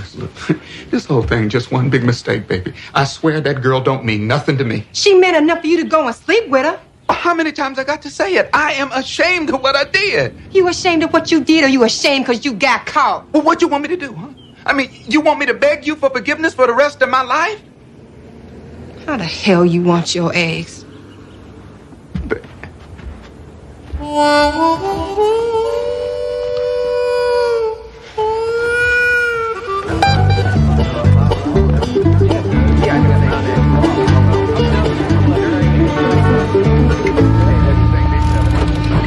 They told me I could have a night shift if I wanted to. That way I'd never have to see another sunrise again. Yeah, unless it's because you late. Yeah, like you were this morning. I'm not going to, though, because my boy Jeffrey, he's going to be all conference football and basketball this year, and I'm not going to miss one of his games. Yeah, you betcha. Oh, my dog. Oh, come on. Don't start singing this early in the morning. Wilson, Parker, you two guys hang on a second. Taking you guys out of shaft 15 this morning. Oh, that's great, Smith. Get to work on our golf. We need a crew in the junction. Junction? What the hell for? That's the oldest part of the mine, Schmidt. It was robbed before we was even born. It's a good thing you guys aren't running this company. We had a geophysical team from the university down here last month, and they say there's several $1 million worth of coal in those branches. Gasification? Yeah, coal gasification. Got a pilot plant over in Charleston starting up to do just that. Get to it, boys. Make that coal out, and then they squish it all together, you see, and they make gas. Now, you're making yourself enough gas, you see, and the next time they raise them oil prices, you can just tell those fellas to go kiss your sweet patootie. We're not going to listen to this all morning, Yeah, gasification ain't important. It's high school football. That's what you say you read. I don't know about that. Last that article tell you this part of the mine's about 100 years old? Well, maybe it did, maybe it didn't. Charlie? Maybe it's not too late to change shifts. 13C. 13D, that ain't right. What's the matter, Charlie, bro? Well, that last turn should have put us in pillar 11. This says 13. Well, maybe somebody changed the numbers when they closed the junction. No, more likely we took a serious wrong turn back there. Last, Bobby, you track back to the shaft and get old Schmidt on the phone. Okay. Hey, Charlie, if we're not back by noon, you start without us. Get out of here. See you around, Bill. We could be digging down here for the rest of our lives, Joe. Why worry? You're not going anywhere, John. You could make this a home away from home. Well, I hear you're gonna need one anyway. Charlie, you ought to take a look at this. Hey, Charlie, I think you ought to take a look at this.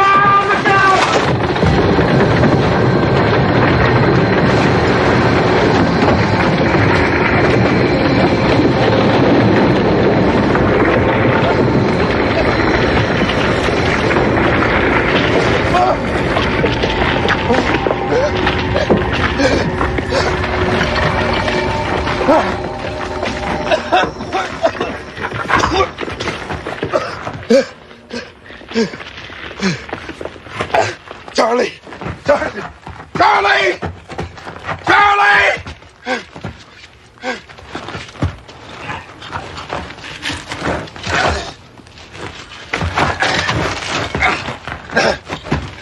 Charlie! Charlie!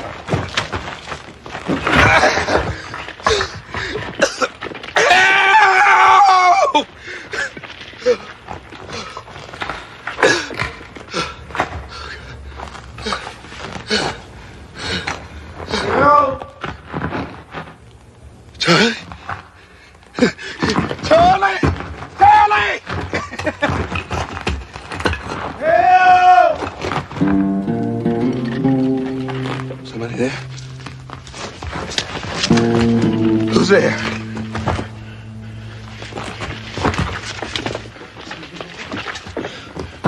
Somebody there? Yeah! I can use a hand! Who's there?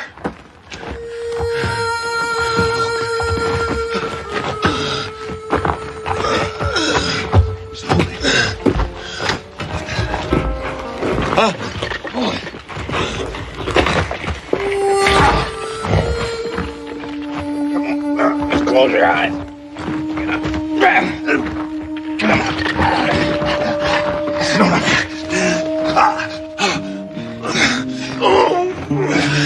Thanks. No problem, Daddy. I like to broke my leg. Yeah, well, let me take a look at it. Don't touch me. Come on, let me take a look at it. Yeah. Now look, I think it is broken. I'm gonna make you a splint. You ready? What's that? What? On your wrist. That's a wristwatch. Hey, come on, man. I need that. Now, you ready? Yeah. All right, hold on. Just hold it. Yeah. When you're done, you turn out that fire. Huh? Turn out the lamp. Start an explosion. This ain't gonna cause no explosion. I'm just hoping that the batteries will hold out. Now, you hold this for me. Right there. No heat. Hey, come on, man. Right there. What are you doing? That's our light. I've never seen a lantern like this before. Yeah, well, you can pick one up at any hardware store. Costs you about $150. $50. That's 3 months' pay. Did you say $150 is 3 months' pay? Uh-huh. Hey, they're still up there. They gotta be looking for us. Yeah. Hey, somebody! Help! We're down here! We're here! Hey, you think they're still looking for us? They always do. Yeah, well, it sounds like you've been through a few of these. I've seen it happen. I spent a lot of time digging my friends out of spots like this. I can't understand it. I don't know what happened. I don't rightly know. 1 minute I was swinging a pick, and the next I was buried under A pick? You had a pick? Where is it? Somewhere up there. Oh, God. How could you lose a thing like that? We could dig our way out of here. Save your breath. It's under a ton of rock.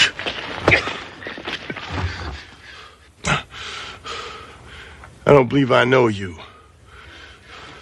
I didn't know we had colored working in the mine. Yeah, well, we're all over the place, buddy. I don't think I know you either. I ain't never seen you, not on the day shift. You work the day shift and you don't know Ray Dobson? No, I don't. I'm the senior man here. Are you right? In making what you make? Well, you ought to talk to your union rep, man. The only union men in this mine are dead men, sir. Now, Ray, this is stupid. We got a hell of a lot more to worry about instead of you and me down here fighting. You're right. Yeah, right. I'm sure your daddy told you the same thing that mine told me. Just like religion and politics, you don't ask a man what he makes. I wouldn't know. My pappy died when I was born. Cholera got him in 1877. Yeah, well,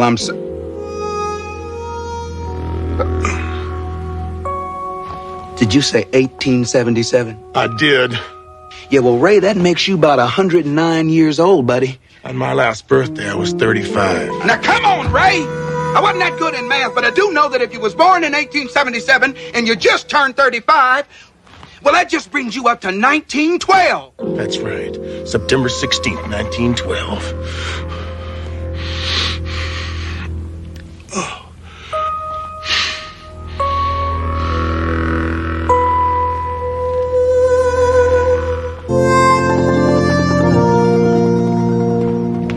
There you are, Dottie.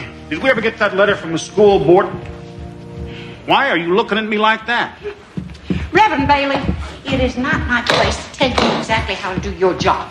Oh, come on, Dottie. Why should you be any different?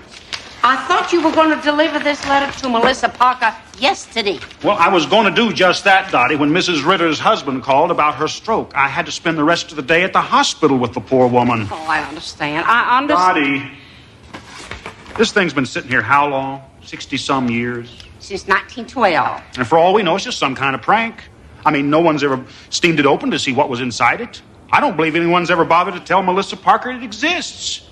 So it's a day late.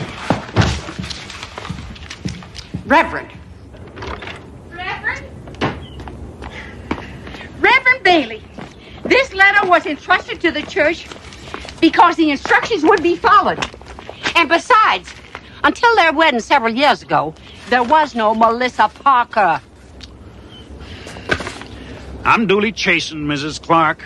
Of course, the instructions should be followed. Although I must confess, I see no reason to worry that it was delivered a day late.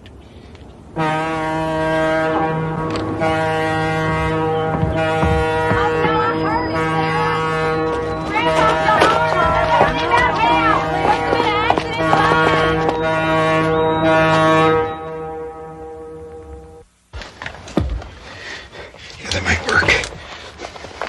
Oh.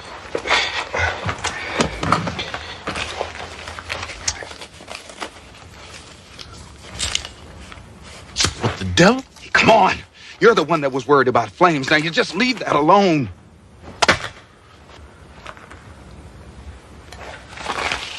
What's this? Well, the last time I checked, that was a $5 bill. Oh, yeah? Well, what do you call this? Counterfeit.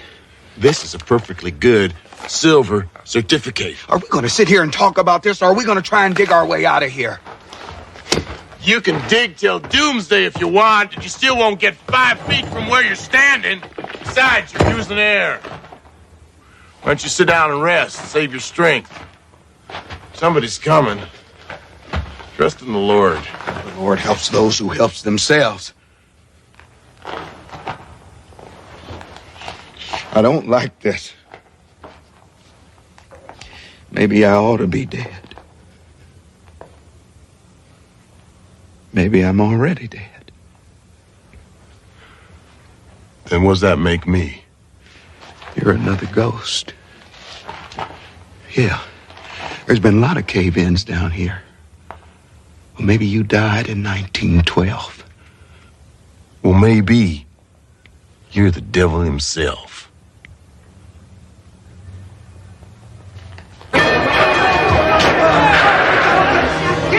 D13! We wanted D13! Oxygen D13! 10 people defense. We had a whole title collapse. We're trying to get the men out. Keep them out of there so we can get the work done. We'll let them know who's safe as soon as we can. Now move out, boys! We need Charlie! And we need Bobby! Bobby! Who's with you? Just last. Just me. What about Charlie and the Parker? They were way back in the junction when the whole thing came down. Damn it! Watch out! Roger coming through! Hey, you see Johnny down there? Can't you find Parker, too? We're looking to find them. The whole thing is down. He's out, man.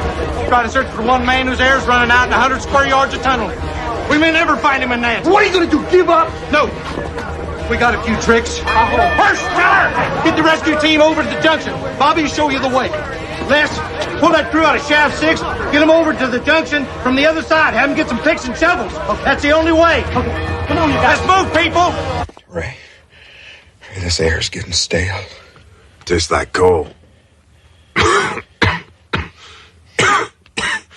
gotta take it easy. Stretch out the supply. Yeah, well, can we talk at least? Can't talk, you might as well die. Yeah. Anyway, I was seeing Abby Carter at the time. She had this sister, Sarah. A twin. They was always pulling the switch on me. Just so happened they pulled it the very night I was going to propose to Abby. I guess I was so nervous I couldn't tell the difference.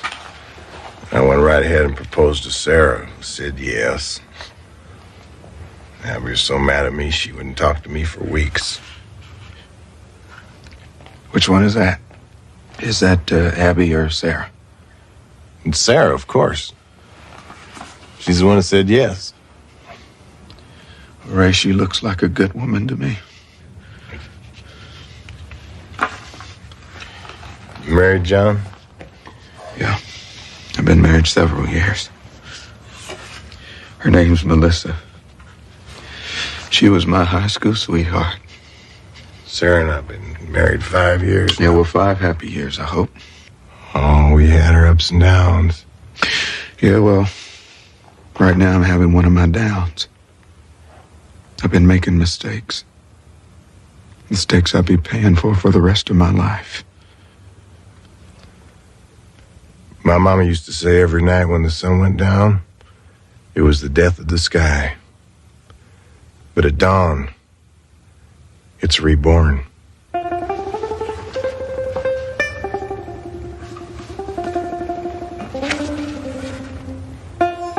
She's beautiful. Thank you. There's color in this picture.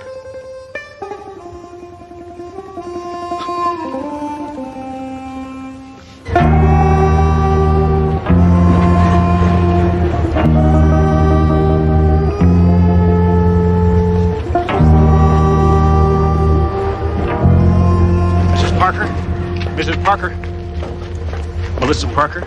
I'm not ready to see you yet, Reverend. This has nothing to do with the mine, Mrs. Parker. I've been looking for you. It's about a letter addressed to you. I don't understand. It's old. 74 years old, to be exact. What is this? No one knows. But you're Melissa Parker, as it says. I was supposed to deliver this letter to you yesterday so you could open it. Go ahead.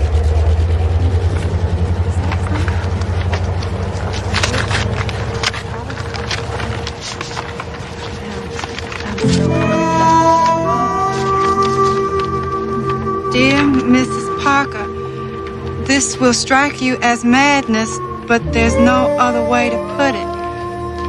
If you are reading this on September 15th, 1986, then you must stop your husband John from going to the Casu mine. On September 16th, he will be trapped in a cave-in.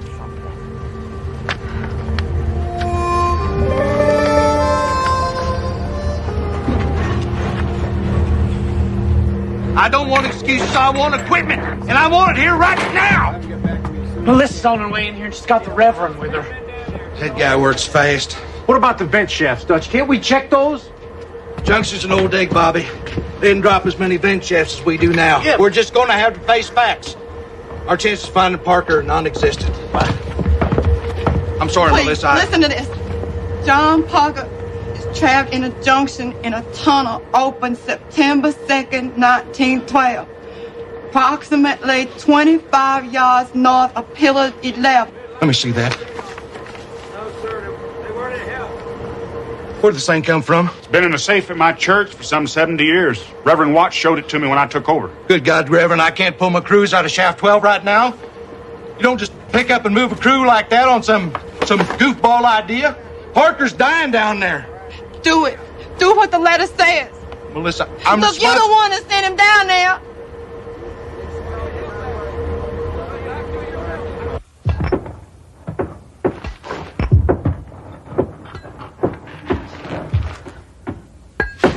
Ray. Did you hear that? What is it? That sound, listen. Ray, there's somebody up there. We're here! We're here! We're here! Hey, come on! Keep coming! We're alive! We're here! Come on! We got him! Come on! Look out! He's got a fucking bag! He's gonna get away here!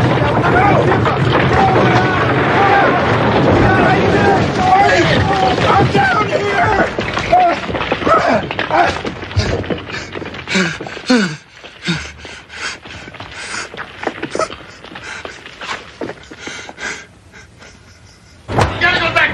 I got him. I'm telling you, you gotta go down there.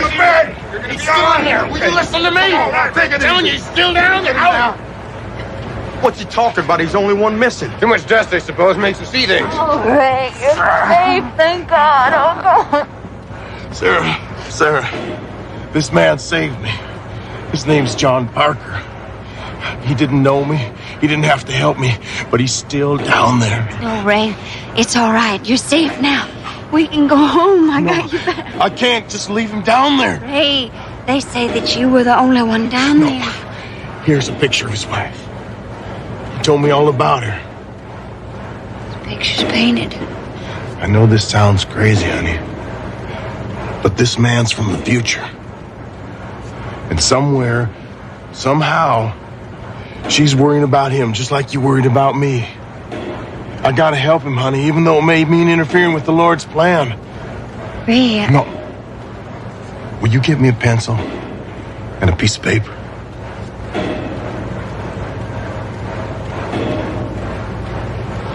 I don't understand any of this, but I love you. And will help you. Your husband saved my life, Mrs. Parker.